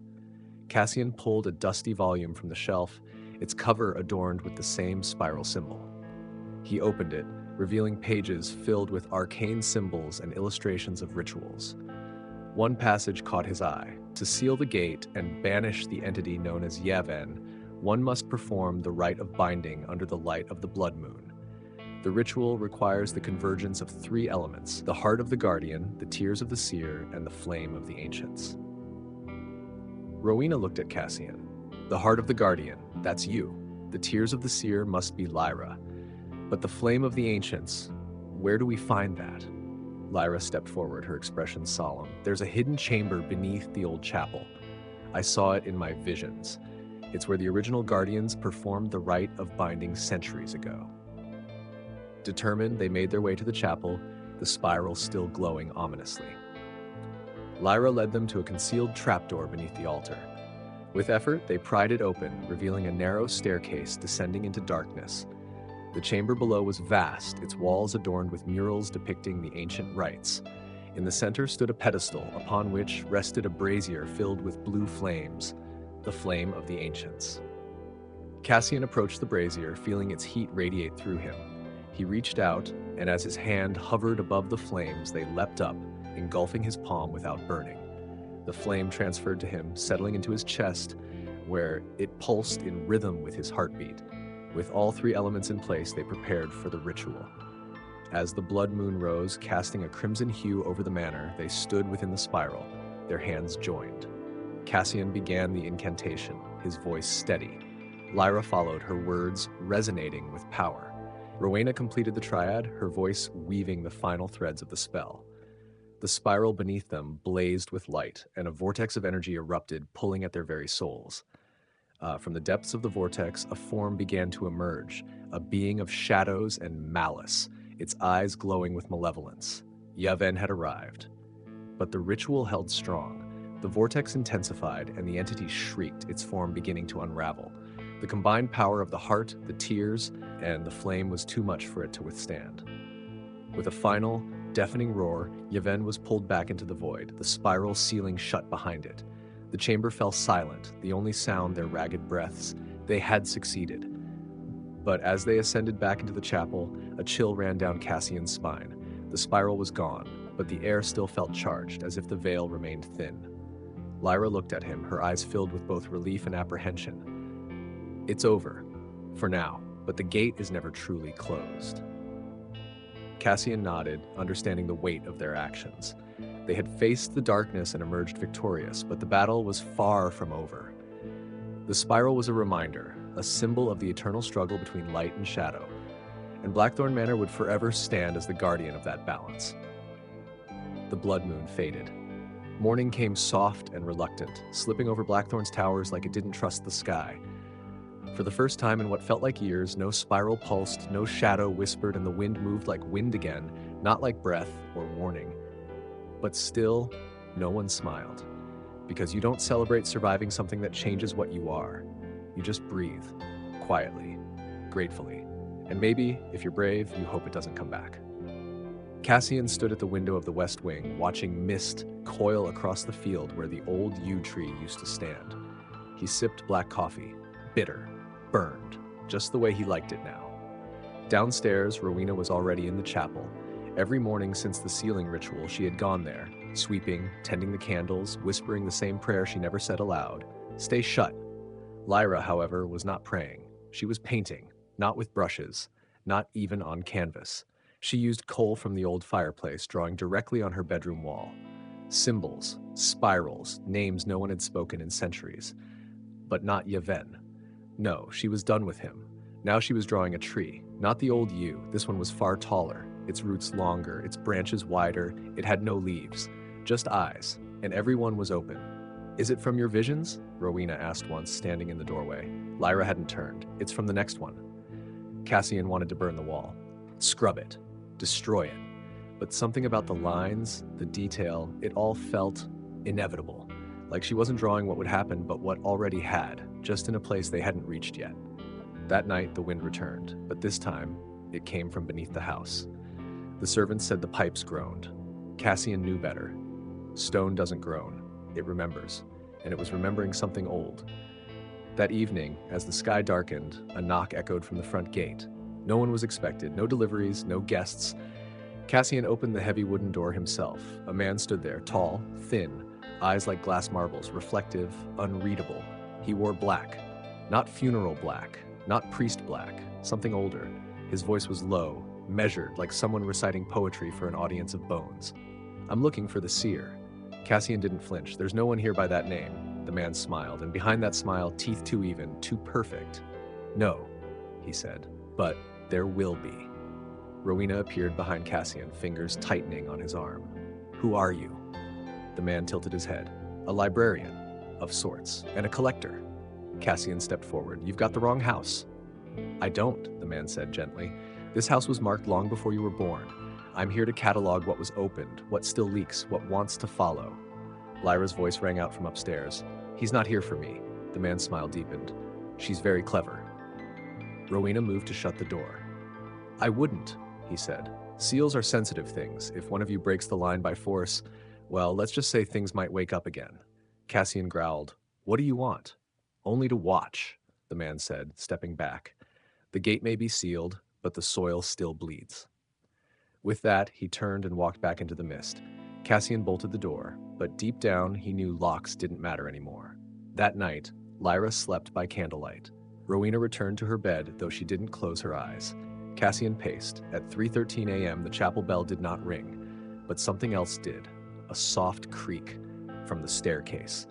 Cassian grabbed the poker from the fireplace and crept out into the hall. No one, but on the last step, ash, just a trace, and a footprint, not bare, clawed. He didn't tell Rowena, didn't wake Lyra, but the next morning she had drawn something new. At the center of the eye tree, a door, slightly open, light spilling through, but not white light, not golden. It was red, and written beneath it, scrawled in her own hand, the gate was never the end, it was the invitation. The days that followed were heavy, with a silence that clung to the walls of Blackthorn Manor like ivy, persistent, invasive, and impossible to ignore. The air was thick, not with dust or damp, but with the weight of unspoken fears and the lingering presence of something unseen. Cassian found himself drawn repeatedly to the spiral symbol, now etched not just into the chapel floor, but appearing subtly in various parts of the manor. On the underside of the dining table, in the grain of the wooden banister, even in the patterns of the wallpaper, each spiral a silent testament to the entity's enduring influence. Lyra's drawings became more intricate, more disturbing. The tree with eyes had grown, its branches now entwined with figures, some human, some not. Each figure seemed to be in motion, caught in a perpetual state of reaching, falling, or transforming.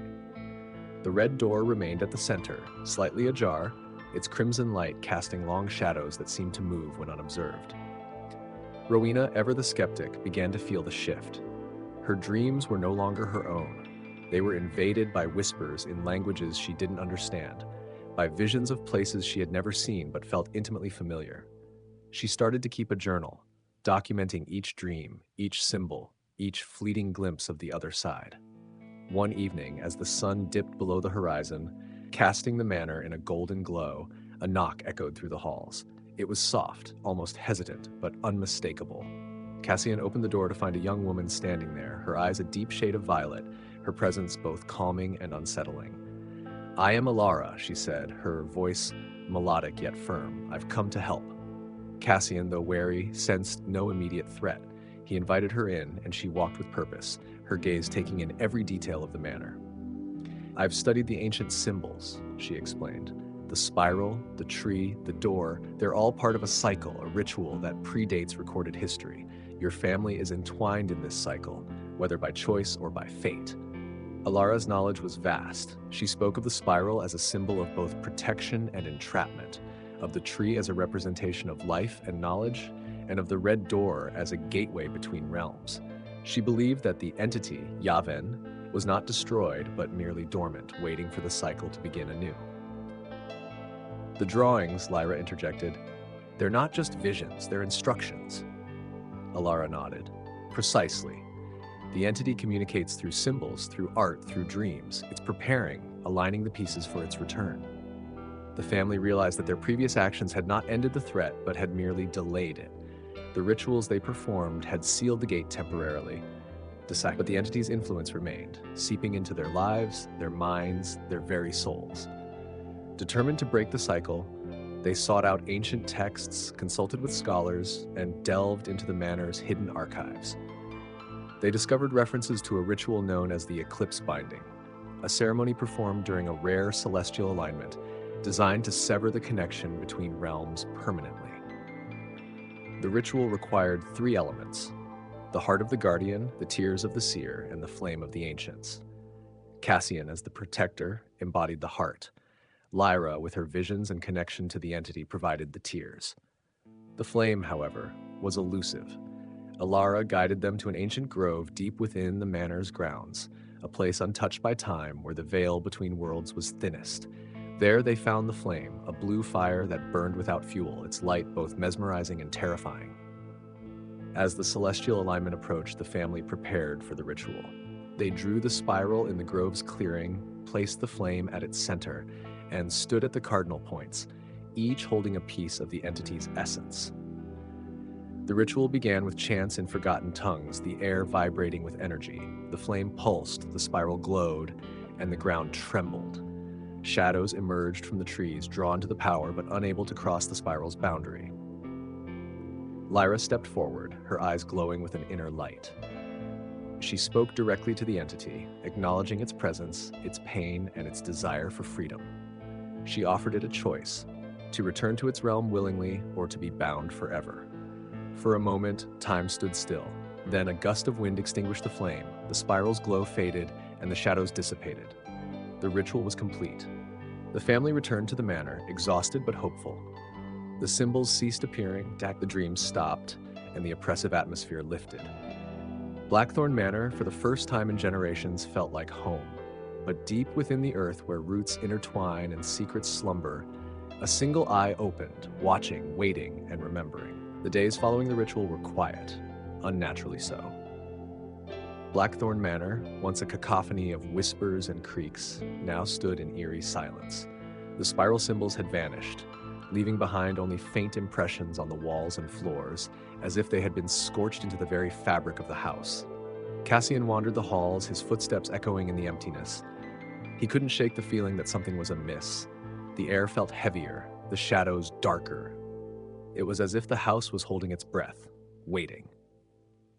Lyra spent her days in the library, poring over ancient texts and manuscripts. She was searching for something, though she couldn't say what. The drawings had stopped, but her dreams were more vivid than ever. She saw visions of a vast tree with eyes, its branches reaching into the heavens, its roots entwined with the very foundations of the manor. Rowena tried to maintain a semblance of normalcy, tending to the garden and preparing meals. But even she couldn't ignore the unease that had settled over the house.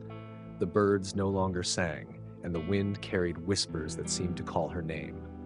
One evening, as the sun dipped below the horizon, casting long shadows across the manor, a knock echoed through the halls. Cassian opened the door to find a woman standing there, her eyes a deep shade of violet, her presence both calming and unsettling. "I am Alara," she said, her voice melodic yet firm. "I've come to help." Cassian, though wary, sensed no immediate threat. He invited her in, and she walked with purpose, her gaze taking in every detail of the manor. "I've studied the ancient symbols," she explained. "The spiral, the tree, the door, they're all part of a cycle, a ritual that predates recorded history. Your family is entwined in this cycle, whether by choice or by fate." Alara's knowledge was vast. She spoke of the spiral as a symbol of both protection and entrapment, of the tree as a representation of life and knowledge, and of the red door as a gateway between realms. She believed that the entity, Yevhen, was not destroyed but merely dormant, waiting for the cycle to begin anew. "The drawings," Lyra interjected, "they're not just visions, they're instructions." Alara nodded. "Precisely. The entity communicates through symbols, through art, through dreams. It's preparing, aligning the pieces for its return."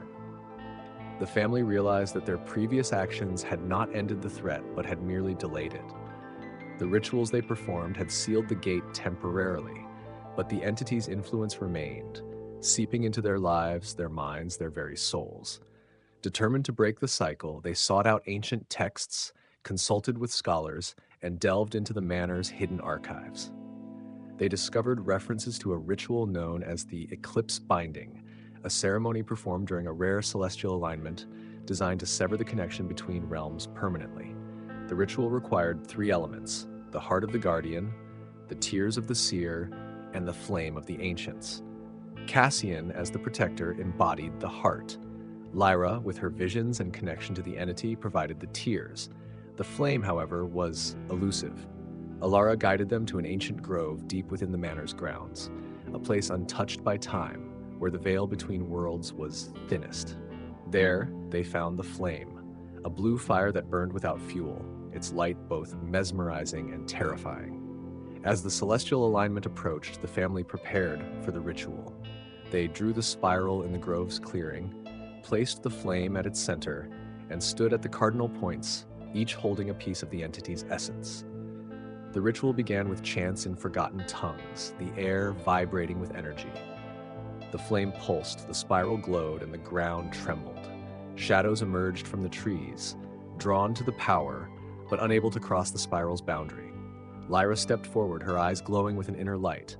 She spoke directly to the entity, acknowledging its presence, its pain, and its desire for freedom. She offered it a choice, to return to its realm willingly or to be bound forever. For a moment, time stood still. Then, a gust of wind extinguished the flame, the spiral's glow faded, and the shadows dissipated. The ritual was complete. The family returned to the manor, exhausted but hopeful. The symbols ceased appearing, the dreams stopped, and the oppressive atmosphere lifted.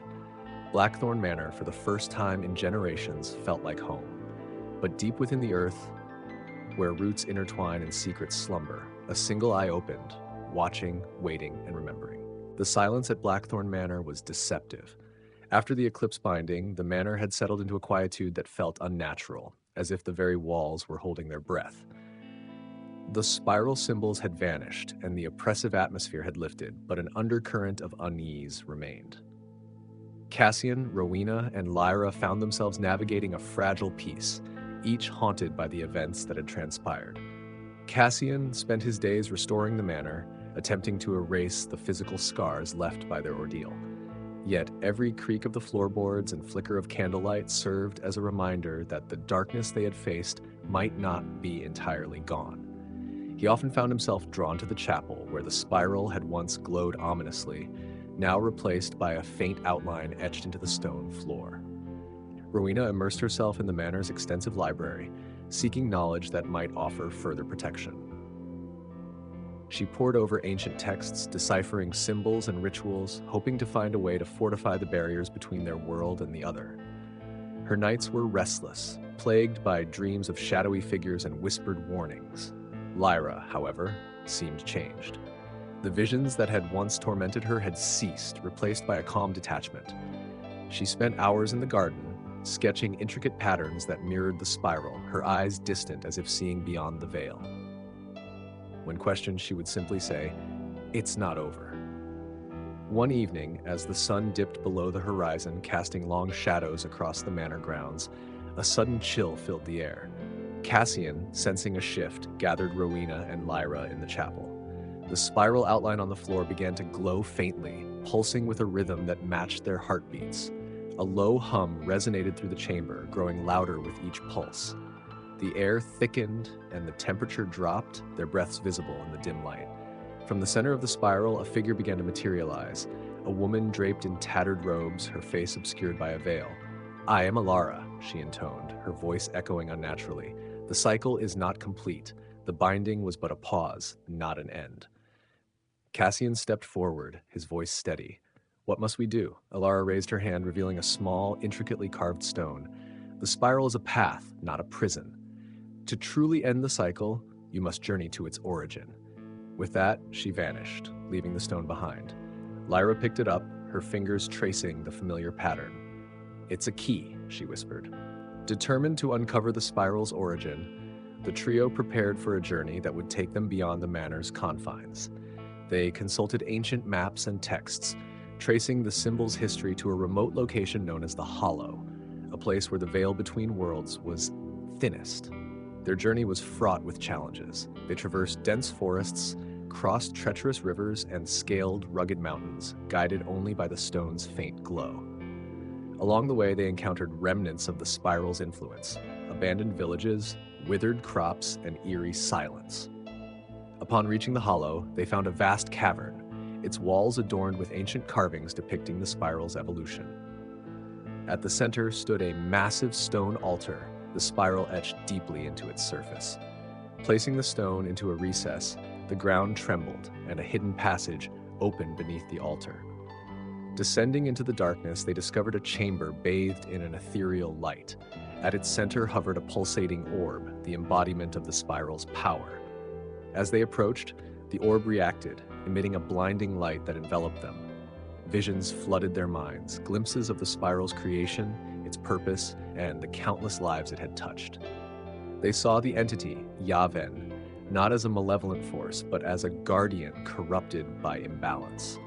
The spiral was a means of maintaining harmony, a cycle of renewal disrupted by human interference. Understanding dawned. To restore balance, they needed to realign the spiral, to correct the disruptions caused by past rituals. Combining their knowledge and strength, they performed a ritual of restoration, channeling their energy into the orb. The orb absorbed their power, its light intensifying until it burst, releasing a wave of energy that swept through the chamber. The carvings on the walls glowed, the spiral patterns shifting and realigning. The ground steadied, and a profound silence settled over the hollow. Returning to Blackthorn Manor, they found it transformed. The oppressive atmosphere had lifted completely, replaced by a sense of peace. The spiral symbols were gone, and the manor felt truly at rest. Though the journey had been arduous, they had succeeded in restoring balance. The spiral cycle continued, but now in harmony, its influence no longer a threat, but a guiding force. Yet, deep within the earth, where roots intertwine and secrets slumber, a single eye opened, watching, waiting, and remembering. Blackthorn Manor stood still, serene under a silver-draped sky, its stones warm for the first time in centuries. The silence no longer clung like fog, and the air didn't shudder with whispered things that feared the light. But inside, deep within the walls, beneath the floorboards and through the veins of ancient wood, a new current had begun to stir. Not loud, not violent, just different. Cassian could feel it. He would pause mid-step, his foot hovering before it hit the floor, catching something on the edge of his senses. A tension, a pulse, a hush that didn't belong. It reminded him of the brief stillness right before a candle snuffed itself out, not extinguished by wind, just deciding it was done burning. Lyra had changed again. No more drawings, no more long hours by the garden sketching trees that didn't exist or spirals that hadn't yet appeared. Now she sat by the window with her eyes closed, not asleep, but listening. To what she wouldn't say. Rowena grew concerned. She started marking the days on the cellar door in chalk, not out of necessity, but instinct. Something was counting, she said. Something wanted them to forget time.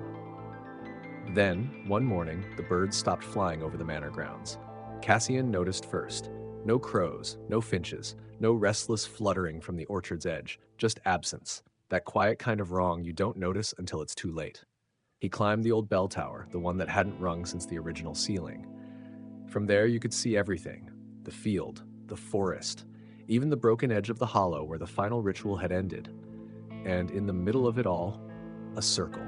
Not glowing, not carved, just grass, flat, pressed, like something had stood there.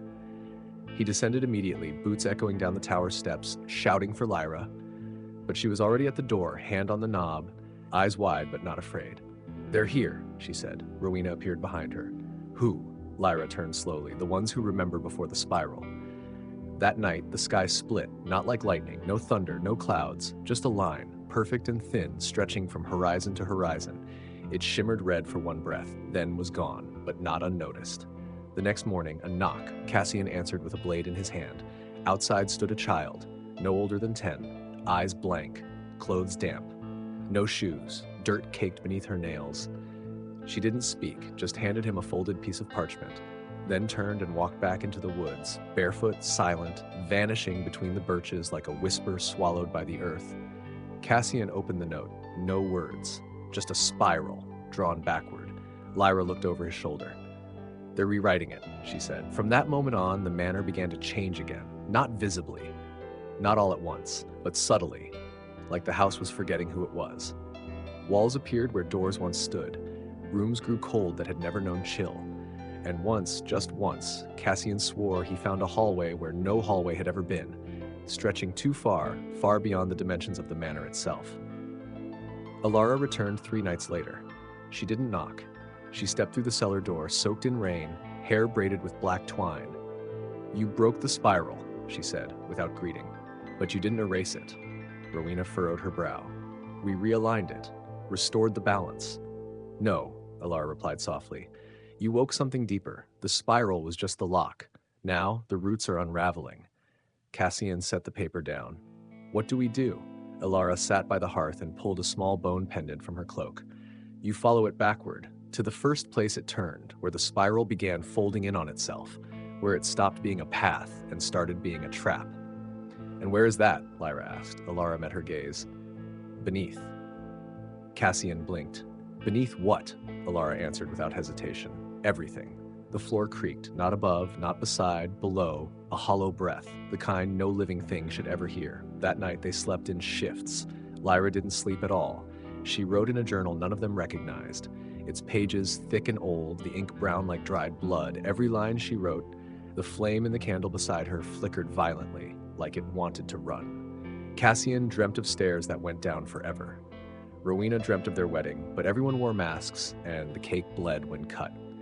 In the morning, Alara was gone, but she'd left behind a map, drawn in chalk on the cellar floor. A spiral, not flat, not two-dimensional, but descending. Level after level, ring after ring, until the last line vanished into the Earth's center. Cassian traced it with his boot. Lyra stepped beside him and said, quietly, "We've been going the wrong direction all along." Rowena didn't speak. Her hands trembled. Because at the bottom of the map, carved into the chalk with something sharp, were 3 words none of them should have known, but all of them understood. It's not over. The spiral was a story, but it was never meant to end. The spiral was never just a symbol. It was a promise, a warning, a map, and now it was a door. Cassian stood in the cellar of Blackthorn Manor, staring at the chalk-drawn spiral Alara had left behind. It descended, ring after ring, into the Earth's depths. Lyra traced its lines with her fingertips, her expression unreadable. Rowena hovered nearby, clutching a lantern that flickered despite the absence of wind. "We have to go down," Lyra said, her voice barely above a whisper. Cassian nodded, though every instinct screamed against it.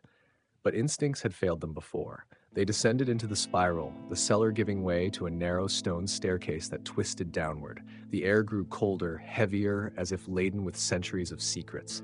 The walls were etched with symbols, some familiar, others alien. The spiral motif repeated endlessly, sometimes intertwining with depictions of eyes, trees, and stars. After what felt like hours, they reached a vast chamber. At its center stood a monolithic stone altar, its surface carved with an intricate spiral that pulsed with a faint, otherworldly light.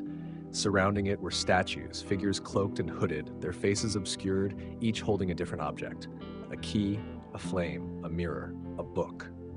Lyra approached the altar, her steps deliberate. She placed her hand on the spiral, and the chamber trembled.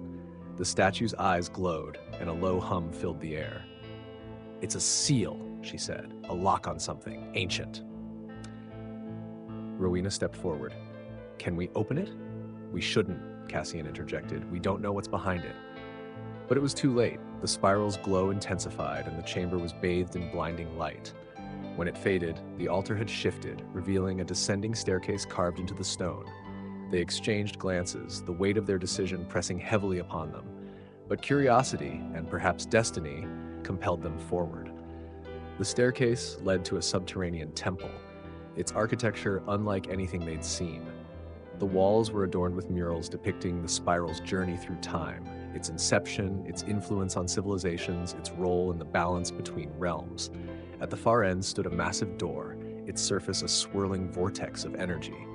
As they approached, the door reacted to their presence, the vortex stabilizing to reveal a scene.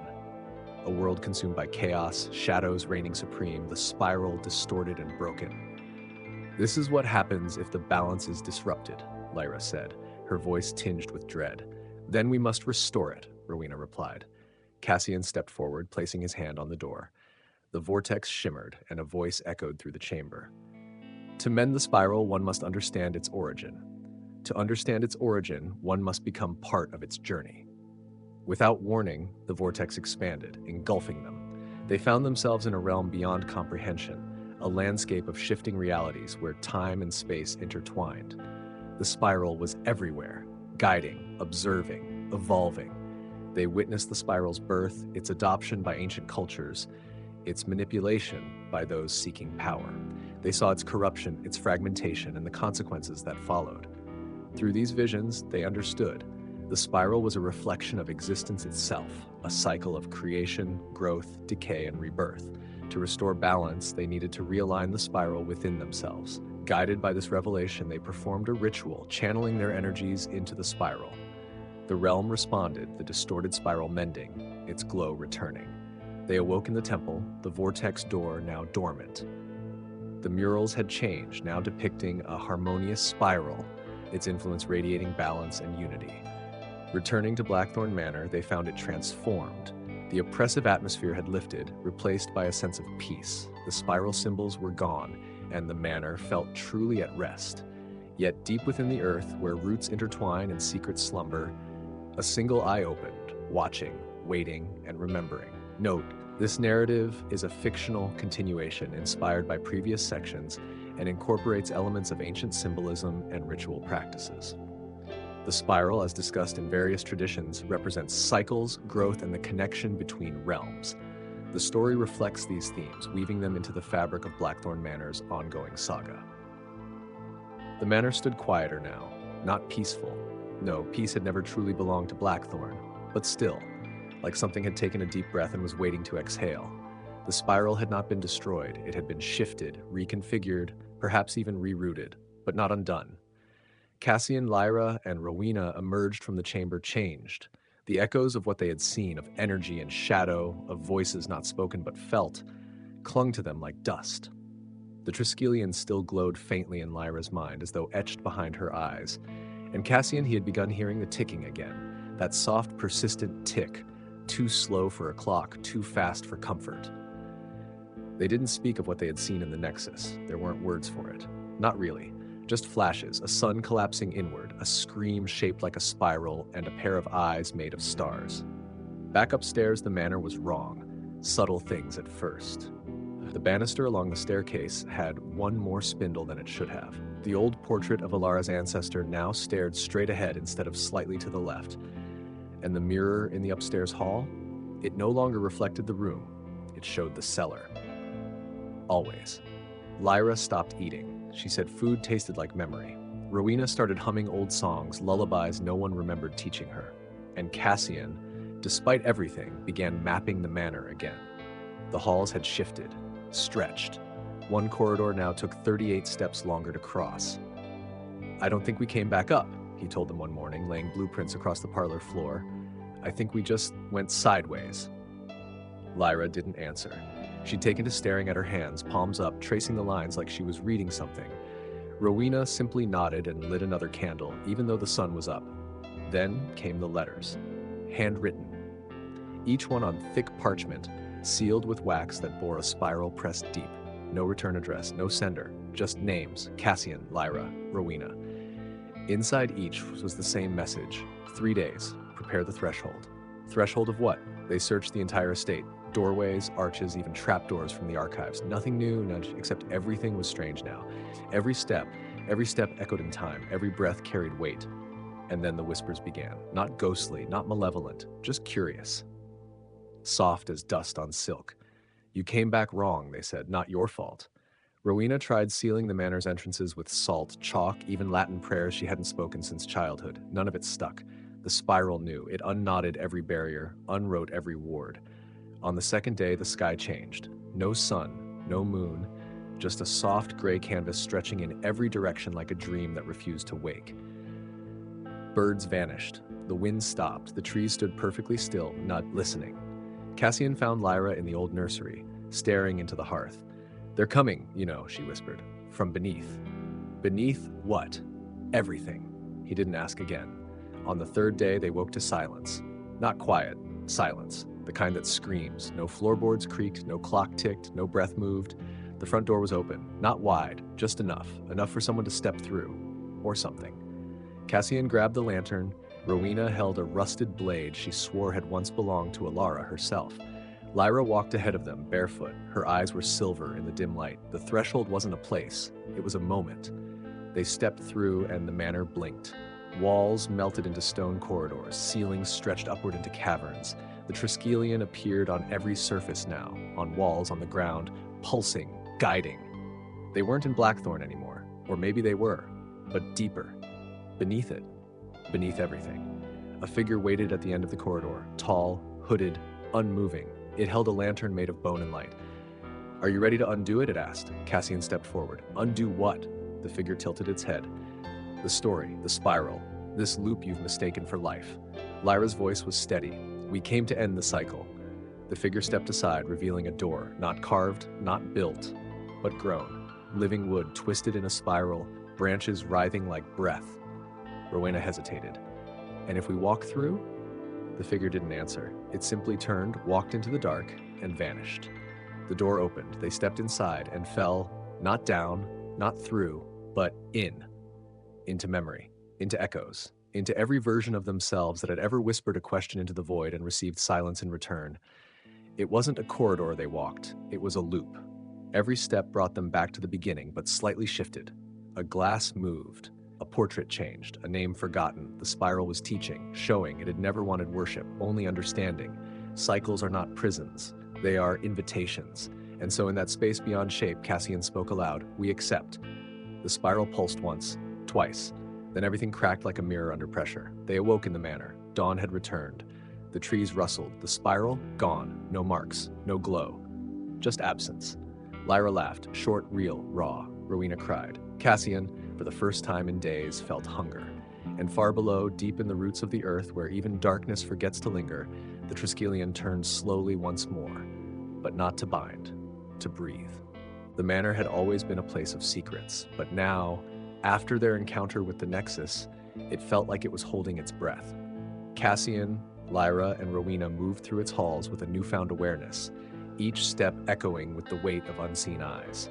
The Triskelion's influence lingered, not just in their memories, but in the very fabric of the manor itself. Cassian found himself drawn to the library, its shelves seemingly rearranged overnight. Books he didn't recall ever seeing before, now occupied prominent positions, their titles written in languages he couldn't decipher. One tome, however, stood out, a leather-bound volume with a familiar triple spiral embossed on its cover. As he opened it, the pages turned on their own, settling on a passage that read, "The cycle is not a prison but a path. To walk it is to understand." Meanwhile, Lyra wandered into the conservatory, where the plants had taken on a life of their own. Vines twisted into spiral patterns, and flowers bloomed in triads, their petals forming miniature Triskelions. She reached out to touch one, and a vision flooded her mind. A vast expanse of stars, swirling galaxies, and a sense of unity that transcended time and space. Rowena, ever the skeptic, retreated to the manor's chapel. The stained glass windows, once depicting traditional religious scenes, now displayed abstract spiral designs. As sunlight filtered through, it cast intricate patterns on the floor, forming a path that led to the altar. There she found a small stone disc, identical to the one they had encountered in the chamber below. Picking it up, she felt a pulse of energy, a heartbeat that synchronized with her own. That evening, the trio convened in the drawing room, each sharing their experiences. The manor was changing, adapting, and they were at the center of it. The Triskelion was more than a symbol, it was a key, a guide, and perhaps even a sentient force guiding them towards something greater. "We need to understand what it wants," Cassian said, placing the leather-bound tome on the table. Lyra nodded, her eyes reflecting the swirling patterns of the conservatory's flora. "It's showing us the interconnectedness of all things. The spiral is a journey inward and outward, a reflection of the universe and ourselves." Rowena held up the stone disc. "Then let's follow its lead." They decided to return to the chamber beneath the manor, hoping to find answers. As they descended, the air grew thick with anticipation. The walls, once adorned with carvings, were now smooth, but the energy was palpable. At the center, where the pedestal once stood, a new formation had emerged, a spiral staircase descending further into the earth. Without hesitation, they began their descent, each step resonating with the rhythm of the Triskelion. The staircase led to a vast cavern, its ceiling lost in darkness. In the center stood a massive stone structure, its surface etched with countless spirals, each glowing faintly. As they approached, the patterns began to shift, forming images and scenes, a visual history of the spiral's influence across civilizations. They saw ancient druids performing rituals, their movements mimicking the spiral's flow. Egyptian priests aligning pyramids with celestial spirals, Greek philosophers drawing Triskelions in the sand as they pondered the cosmos. The symbol had been a constant, guiding humanity through the ages. A voice echoed through the cavern, not from a single source, but from everywhere at once. "You have seen the path. Do you choose to walk it?" Cassian stepped forward. "We do." The stone structure pulsed with light, and the cavern transformed. They found themselves in a realm of pure energy, where time and space held no meaning. Here, they understood the spiral was not just a symbol, but a representation of the universe's fundamental structure. Everything moved in cycles, from the smallest atom to the largest galaxy. They saw their own lives, the choices they had made, and the paths they had taken, all forming intricate spirals leading to this moment. The Triskelion had guided them here, not to trap them, but to enlighten them. As they embraced this understanding, the realm began to fade, and they found themselves back in the chamber beneath the manor. The spiral staircase was gone, replaced by a serene stillness. Back in the manor, everything felt different. The walls no longer whispered secrets, but sang songs of unity. The air was lighter, the colors more vibrant. The Triskelion had fulfilled its purpose, guiding them to a deeper understanding of themselves and the universe. Cassian, Lyra, and Rowena stood together, knowing that their journey was far from over. The spiral had shown them the path, but it was up to them to walk it, to share its wisdom, and to help others see the interconnectedness of all things. As they looked out the manor's window, the setting sun cast a golden spiral across the sky, a reminder that every ending is just a new beginning. The light that bled through the manor windows that morning was unlike any they had seen before, softer, yet impossibly vivid, as if the sun itself was holding its breath. Cassian stood by the window, watching as the spiral-shaped clouds above the moors slowly shifted in silence. The manor, still humming with the residual echo of what lay beneath, felt aware. Lyra stepped into the room, her arms full of the ancient text they had recovered from the second chamber. The pages were stiff, the ink glimmering faintly, pulsing with a rhythm that matched the beat of her heart. She dropped them on the old oak table with a thud that made Rowena flinch. "It's not over," Lyra said. Cassian didn't respond. He didn't need to. The three of them sat together, surrounded by volumes of forgotten knowledge and artifacts that now hummed with meaning. They spoke less now, communicating in glances, shared breaths, and an understanding that transcended language. The spiral had shown them things.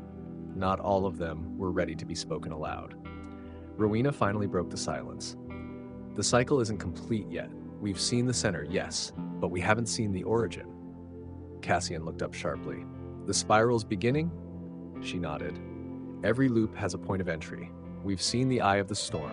Now we need to find the place it was born." The decision to leave the manor felt sudden, but necessary.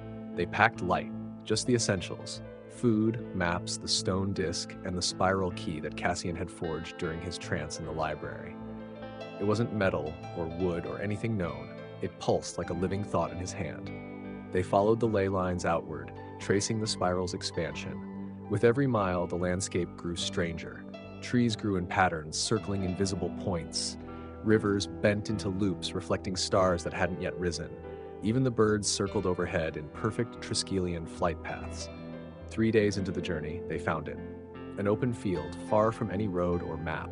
In its center, a stone circle partially buried under moss and time. It pulsed faintly, like breath in stone. Lyra approached first, kneeling at its center. "This is where it began," she whispered. "Not just the spiral, but us." She wasn't wrong. As they stood in the center of the circle, memories not their own poured into them. Visions of a world before form, where thought and matter hadn't yet chosen sides. There was no language here, only intent. The spiral was born from that intent, not as a symbol of imprisonment, but of continuity.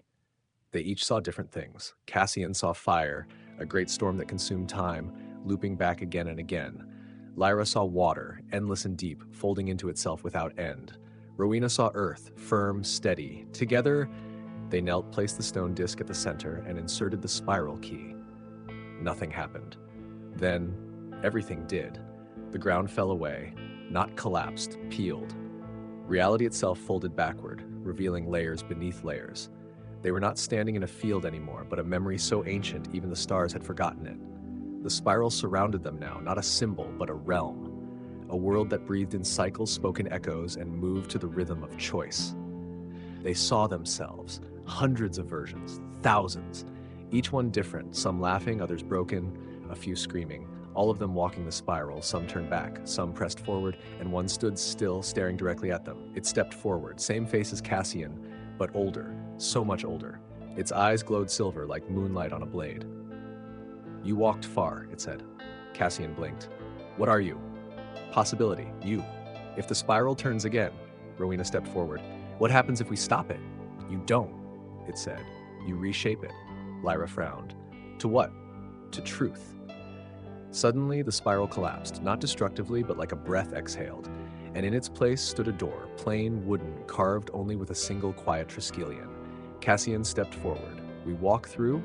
The older version of himself nodded, and what's on the other side will know you chose. With that, it vanished. Cassian turned the knob. The door opened, revealing light, warm, golden, real. They stepped through and woke. Back in the manor, the same room, the same table, but nothing was the same. The sky outside was spiraling slowly, naturally.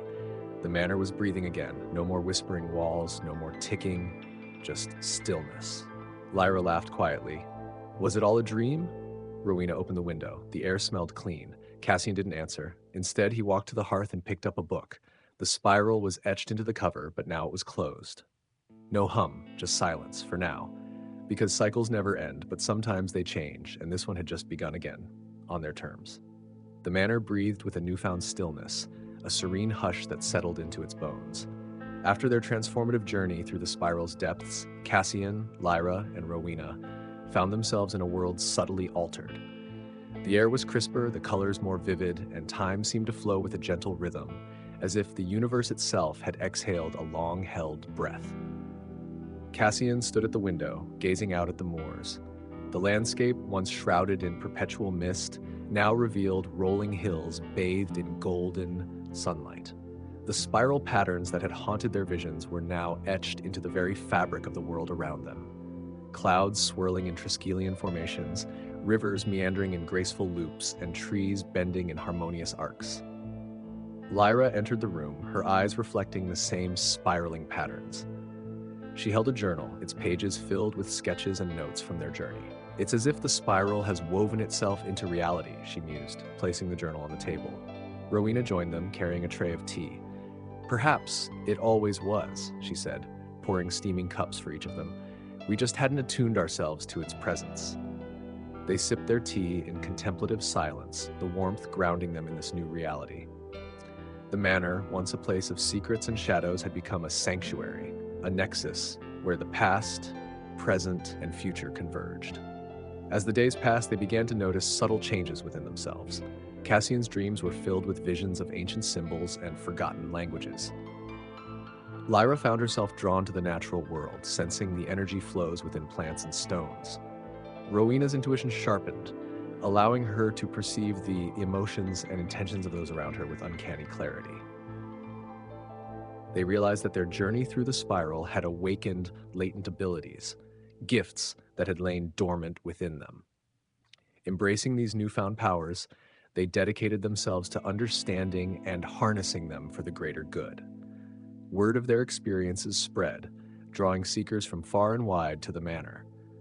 Scholars, mystics, and adventurers arrived, eager to learn from the trio and explore the mysteries of the spiral. The manor transformed into a center of learning and spiritual growth, its halls echoing with laughter, debate, and the sharing of knowledge. Cassian led workshops on ancient symbols and their meanings, delving into the history and significance of the Triskelion. Lyra guided meditative walks through the surrounding forest, teaching participants to attune themselves to the natural rhythms of the earth. Rowena offered counseling sessions, helping individuals navigate their personal spirals and uncover their true paths.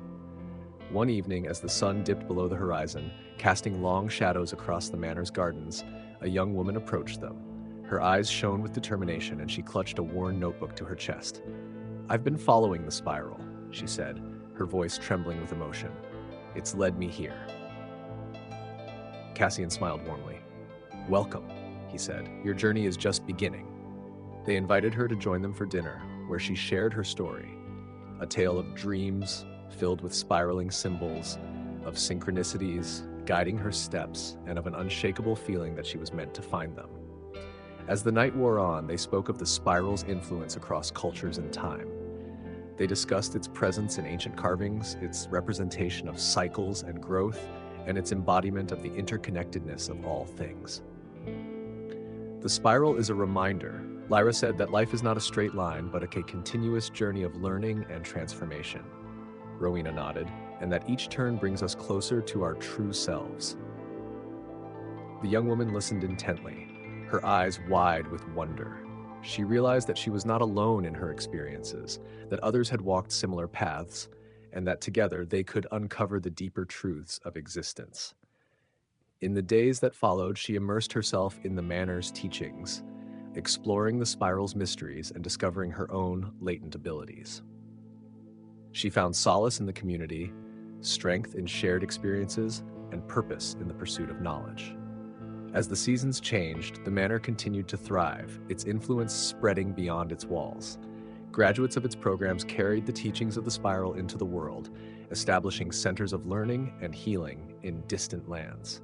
The spiral became a symbol of unity and growth, inspiring individuals to embrace their journeys and seek deeper understanding. Cassian, Lyra, and Rowena watched with pride as their vision unfolded, knowing that the spiral's influence would continue to guide and transform lives for generations to come.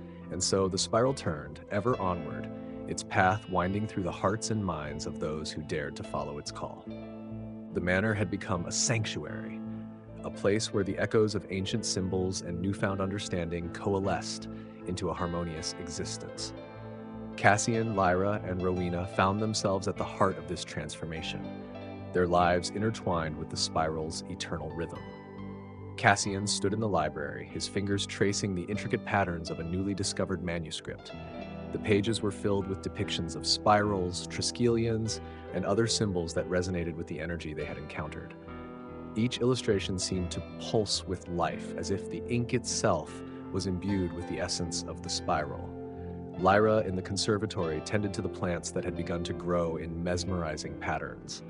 Vines twisted into spirals, flowers bloomed in triads, and the very air seemed to hum with vitality. She felt a deep connection to the natural world, like understanding that the spiral was not just a symbol, but a fundamental aspect of life itself. Rowena, ever the scholar, delved into the Manor's archives, uncovering texts that spoke of ancient civilizations and their reverence for the spiral. She read of the Celts, who saw the triskelion as a representation of the three realms, earth, sea, and sky. She studied the Greeks, who associated the spiral with the cycles of life, death, and rebirth. Each culture had its interpretation, yet all recognized the spiral's profound significance. One evening, as the sun dipped below the horizon, casting golden hues across the sky, the trio gathered in the great hall. The air was thick with anticipation, the Manor itself seeming to hold its breath.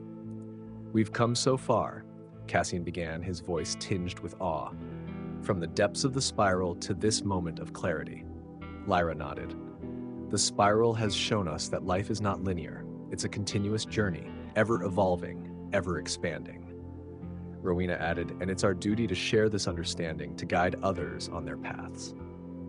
They decided to open the Manor to those seeking knowledge, creating a haven for scholars, mystics, and anyone drawn to the spiral's call. Workshops were held, discussions flourished, and the Manor buzzed with the energy of discovery. Visitors came from far and wide, each bringing their perspectives and experiences. Some spoke of dreams filled with spirals, others of visions that led them to the Manor. All found solace in the shared understanding that life was a journey, not a destination. As the seasons changed, so did the Manor. It adapted, grew, and evolved, mirroring the very essence of the spiral. New rooms appeared, gardens blossomed in unexpected places, and the boundaries between the physical and metaphysical blurred. One day, a young girl named Alara arrived. She was quiet, observant, and carried a small pendant shaped like a triskelion. Drawn to the Manor by dreams she couldn't explain, she quickly became a student of the spiral's teachings. Under the guidance of Cassian, Lyra, and Rowena, Alara blossomed.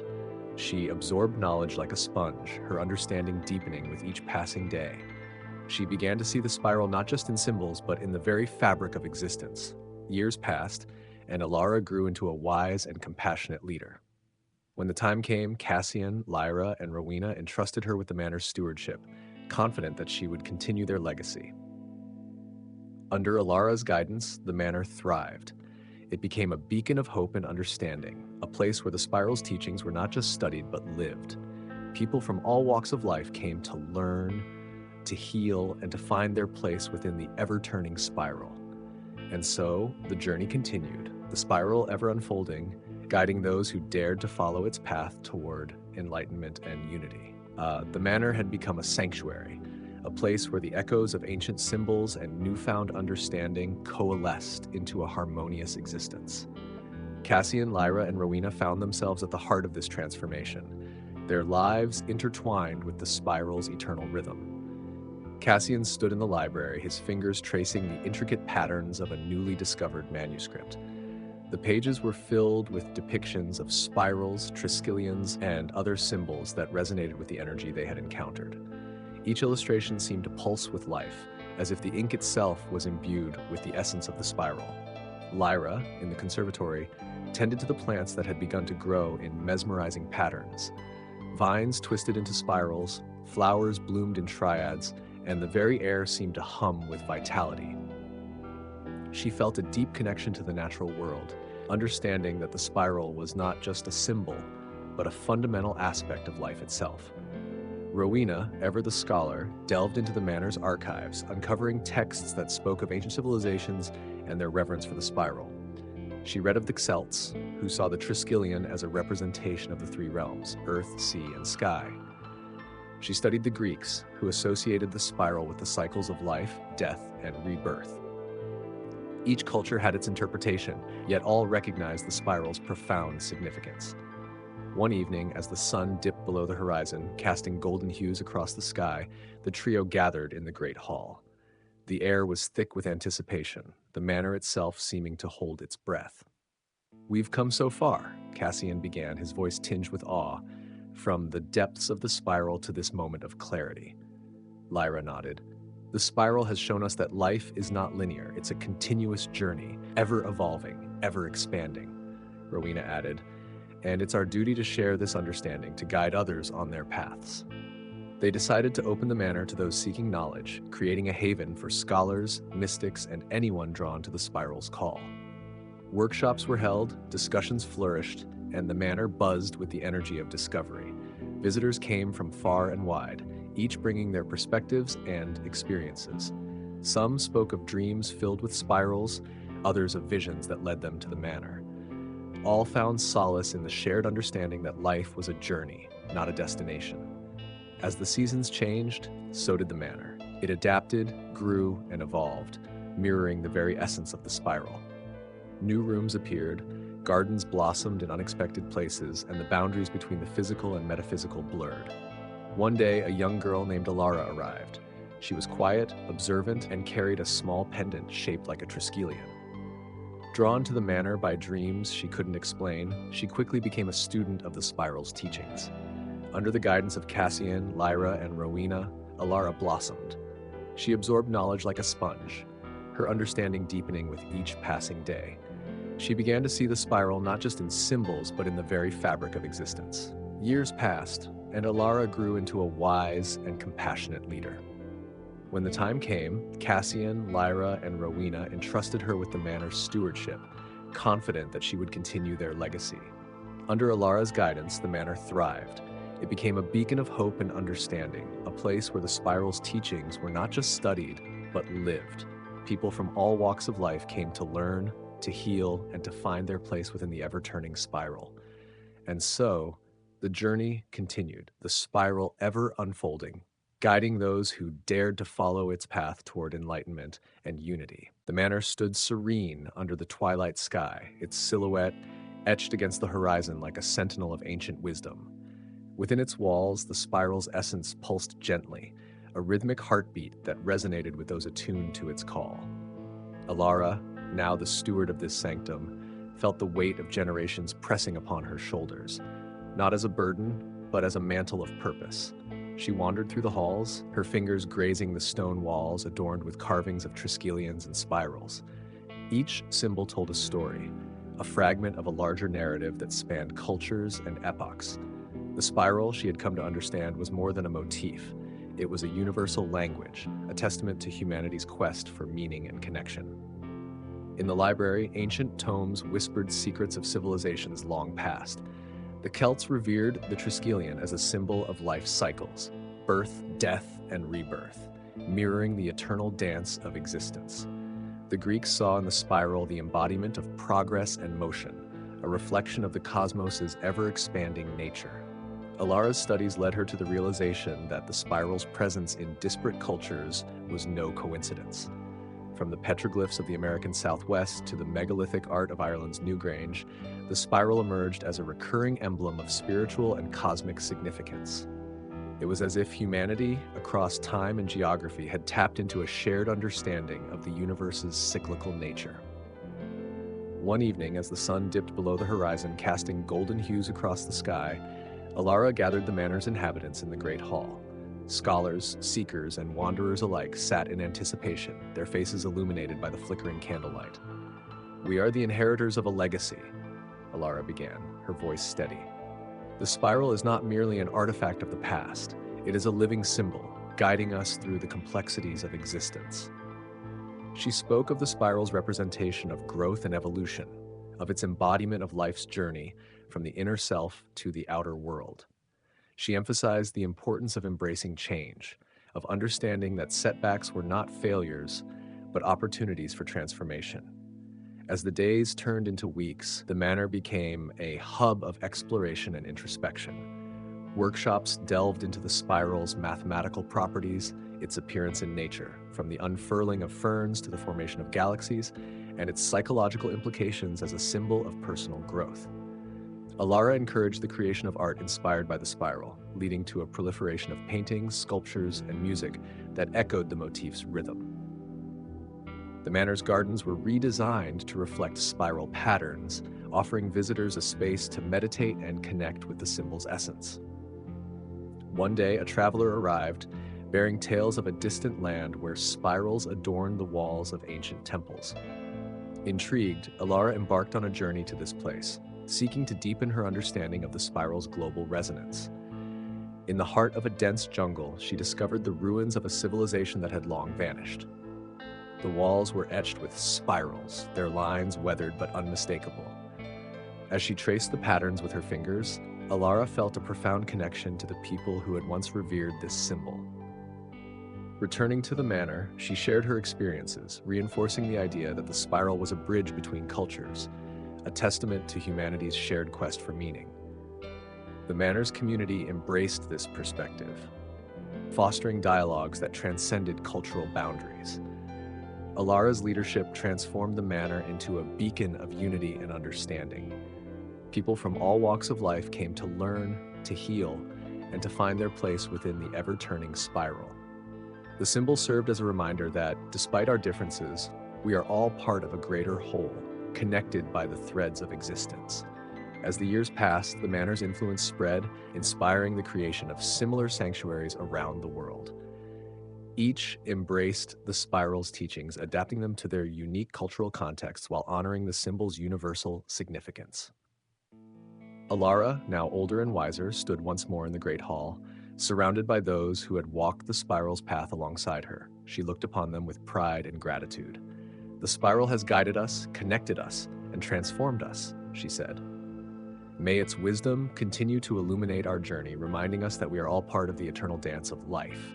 And so, the spiral's legacy endured, a timeless symbol of unity, growth, and the boundless potential of the human spirit. The manor stood serene under the twilight sky, its silhouette etched against the horizon like a sentinel of ancient wisdom. Within its walls, the spiral's essence pulsed gently, a rhythmic heartbeat that resonated with those attuned to its call. Alara, now the steward of this sanctum, felt the weight of generations pressing upon her shoulders, not as a burden, but as a mantle of purpose. She wandered through the halls, her fingers grazing the stone walls adorned with carvings of triskelions and spirals. Each symbol told a story, a fragment of a larger narrative that spanned cultures and epochs. The spiral, she had come to understand, was more than a motif.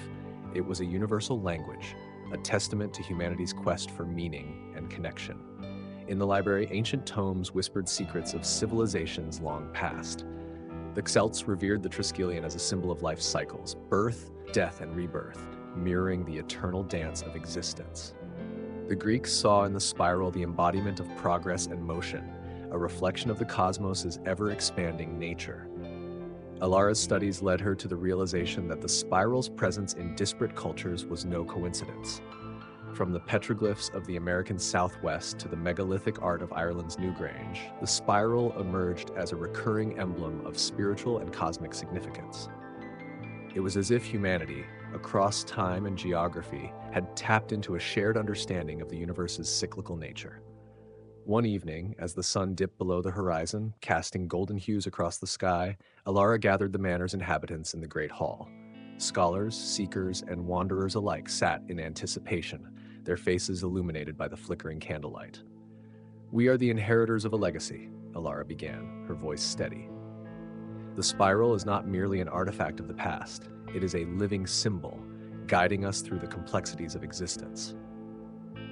She spoke of the spiral's representation of growth and evolution, of its embodiment of life's journey from the inner self to the outer world. She emphasized the importance of embracing change, of understanding that setbacks were not failures, but opportunities for transformation. As the days turned into weeks, the manor became a hub of exploration and introspection.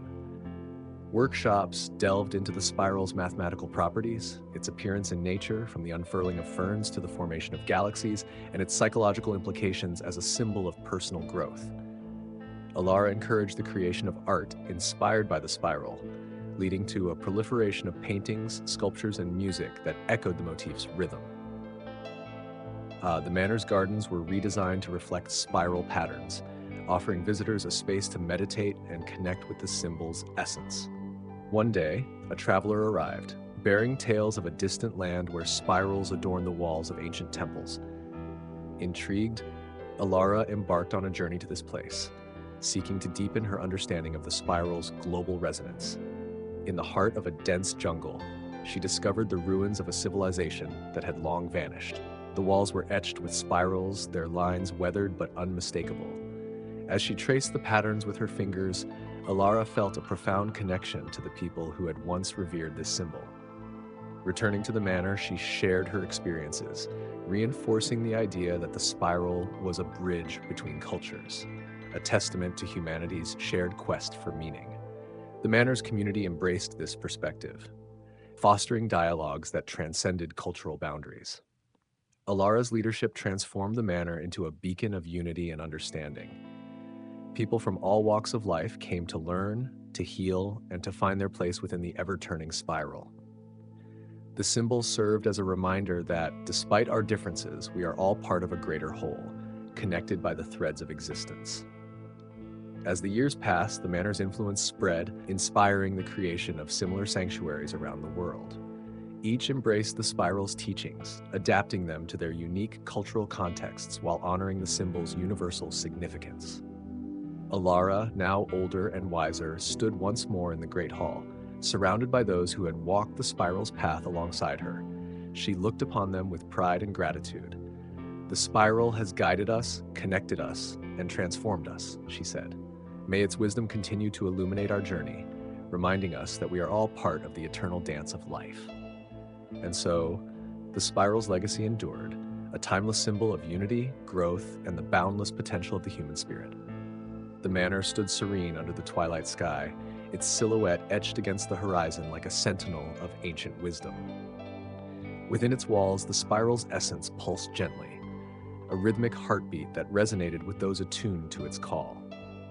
Alara, now the steward of this sanctum, felt the weight of generations pressing upon her shoulders, not as a burden, but as a mantle of purpose. She wandered through the halls, her fingers grazing the stone walls adorned with carvings of triskelions and spirals. Each symbol told a story, a fragment of a larger narrative that spanned cultures and epochs. The spiral, she had come to understand, was more than a motif. It was a universal language, a testament to humanity's quest for meaning and connection. In the library, ancient tomes whispered secrets of civilizations long past. The Celts revered the triskelion as a symbol of life's cycles, birth, death, and rebirth, mirroring the eternal dance of existence. The Greeks saw in the spiral the embodiment of progress and motion, a reflection of the cosmos's ever-expanding nature. Alara's studies led her to the realization that the spiral's presence in disparate cultures was no coincidence. From the petroglyphs of the American Southwest to the megalithic art of Ireland's Newgrange, the spiral emerged as a recurring emblem of spiritual and cosmic significance. It was as if humanity across time and geography had tapped into a shared understanding of the universe's cyclical nature. One evening, as the sun dipped below the horizon, casting golden hues across the sky, Elara gathered the manor's inhabitants in the great hall. Scholars, seekers, and wanderers alike sat in anticipation, their faces illuminated by the flickering candlelight. "We are the inheritors of a legacy," Elara began, her voice steady. "The spiral is not merely an artifact of the past, it is a living symbol guiding us through the complexities of existence." She spoke of the spiral's representation of growth and evolution, of its embodiment of life's journey from the inner self to the outer world. She emphasized the importance of embracing change, of understanding that setbacks were not failures but opportunities for transformation. As the days turned into weeks, the manor became a hub of exploration and introspection. Workshops delved into the spiral's mathematical properties, its appearance in nature, from the unfurling of ferns to the formation of galaxies, and its psychological implications as a symbol of personal growth. Elara encouraged the creation of art inspired by the spiral, leading to a proliferation of paintings, sculptures, and music that echoed the motif's rhythm. The manor's gardens were redesigned to reflect spiral patterns, offering visitors a space to meditate and connect with the symbol's essence. One day, a traveler arrived, bearing tales of a distant land where spirals adorned the walls of ancient temples. Intrigued, Elara embarked on a journey to this place, seeking to deepen her understanding of the spiral's global resonance. In the heart of a dense jungle, she discovered the ruins of a civilization that had long vanished. The walls were etched with spirals, their lines weathered but unmistakable.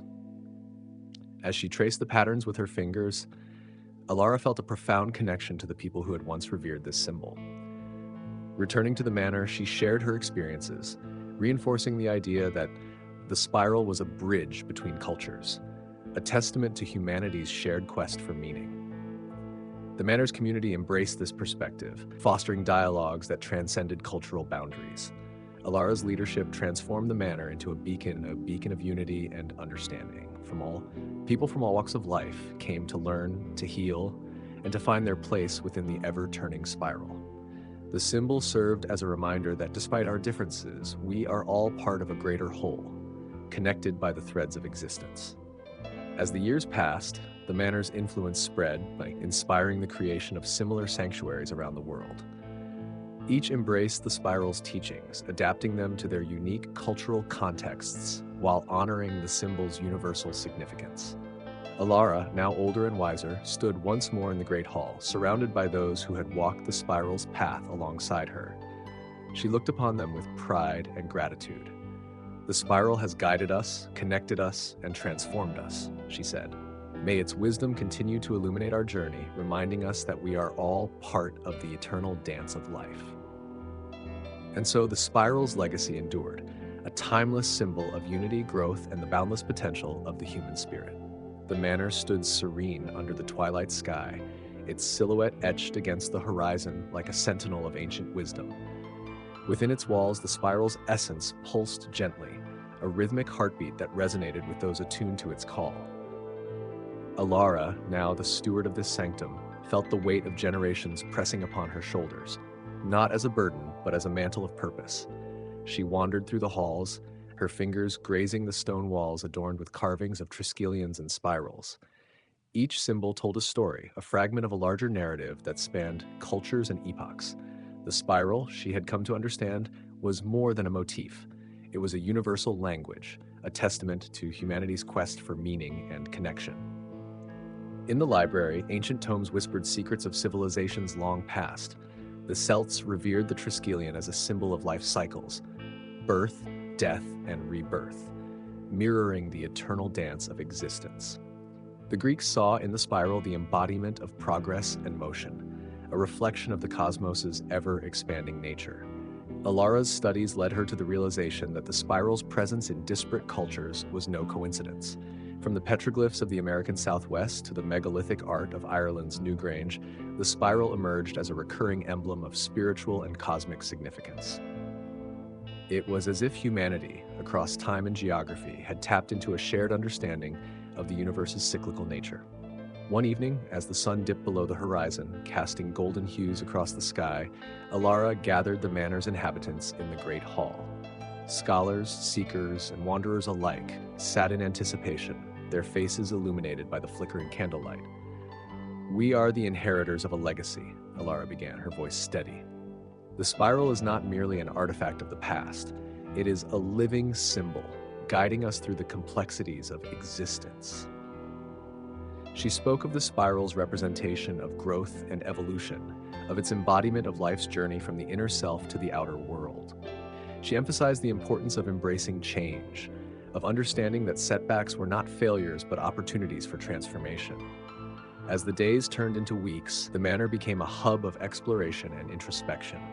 Workshops delved into the spiral's mathematical properties, its appearance in nature, from the unfurling of ferns to the formation of galaxies, and its psychological implications as a symbol of personal growth. Alara encouraged the creation of art inspired by the spiral, leading to a proliferation of paintings, sculptures, and music that echoed the motif's rhythm. The manor's gardens were redesigned to reflect spiral patterns, offering visitors a space to meditate and connect with the symbol's essence. One day, a traveler arrived bearing tales of a distant land where spirals adorned the walls of ancient temples.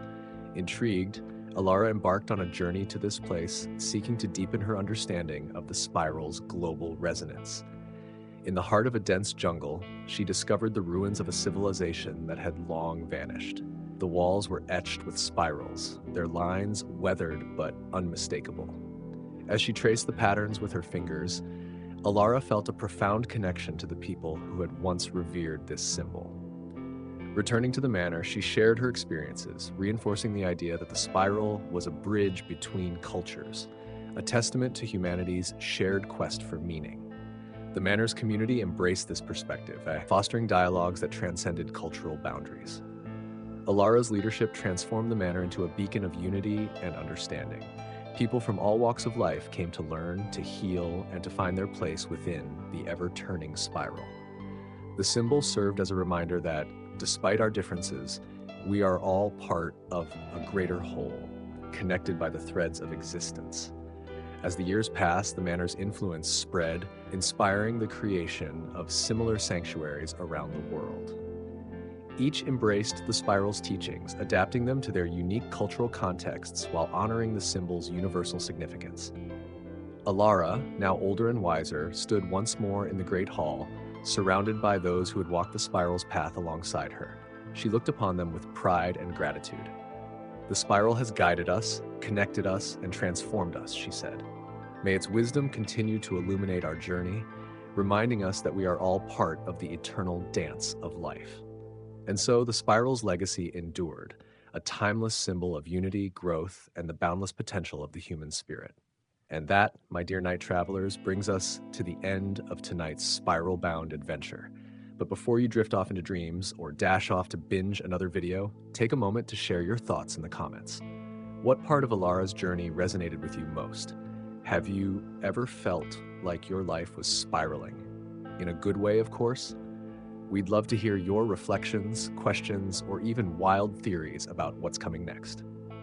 Don't be shy, this space is for curious minds like yours. And hey, if you enjoyed being wrapped in story tonight, go ahead and tap that subscribe button. It's totally free, and it's the best way to make sure you don't miss the next chapter in our sleepy little saga. We post a new tale every evening, each one crafted to stir your imagination just before bed. Until next time, dim the lights, turn on a fan, and let the stories keep you company. Sleep well, dream big, and we'll meet again in the next twist of the spiral. Good night, traveler. See you in the story tomorrow.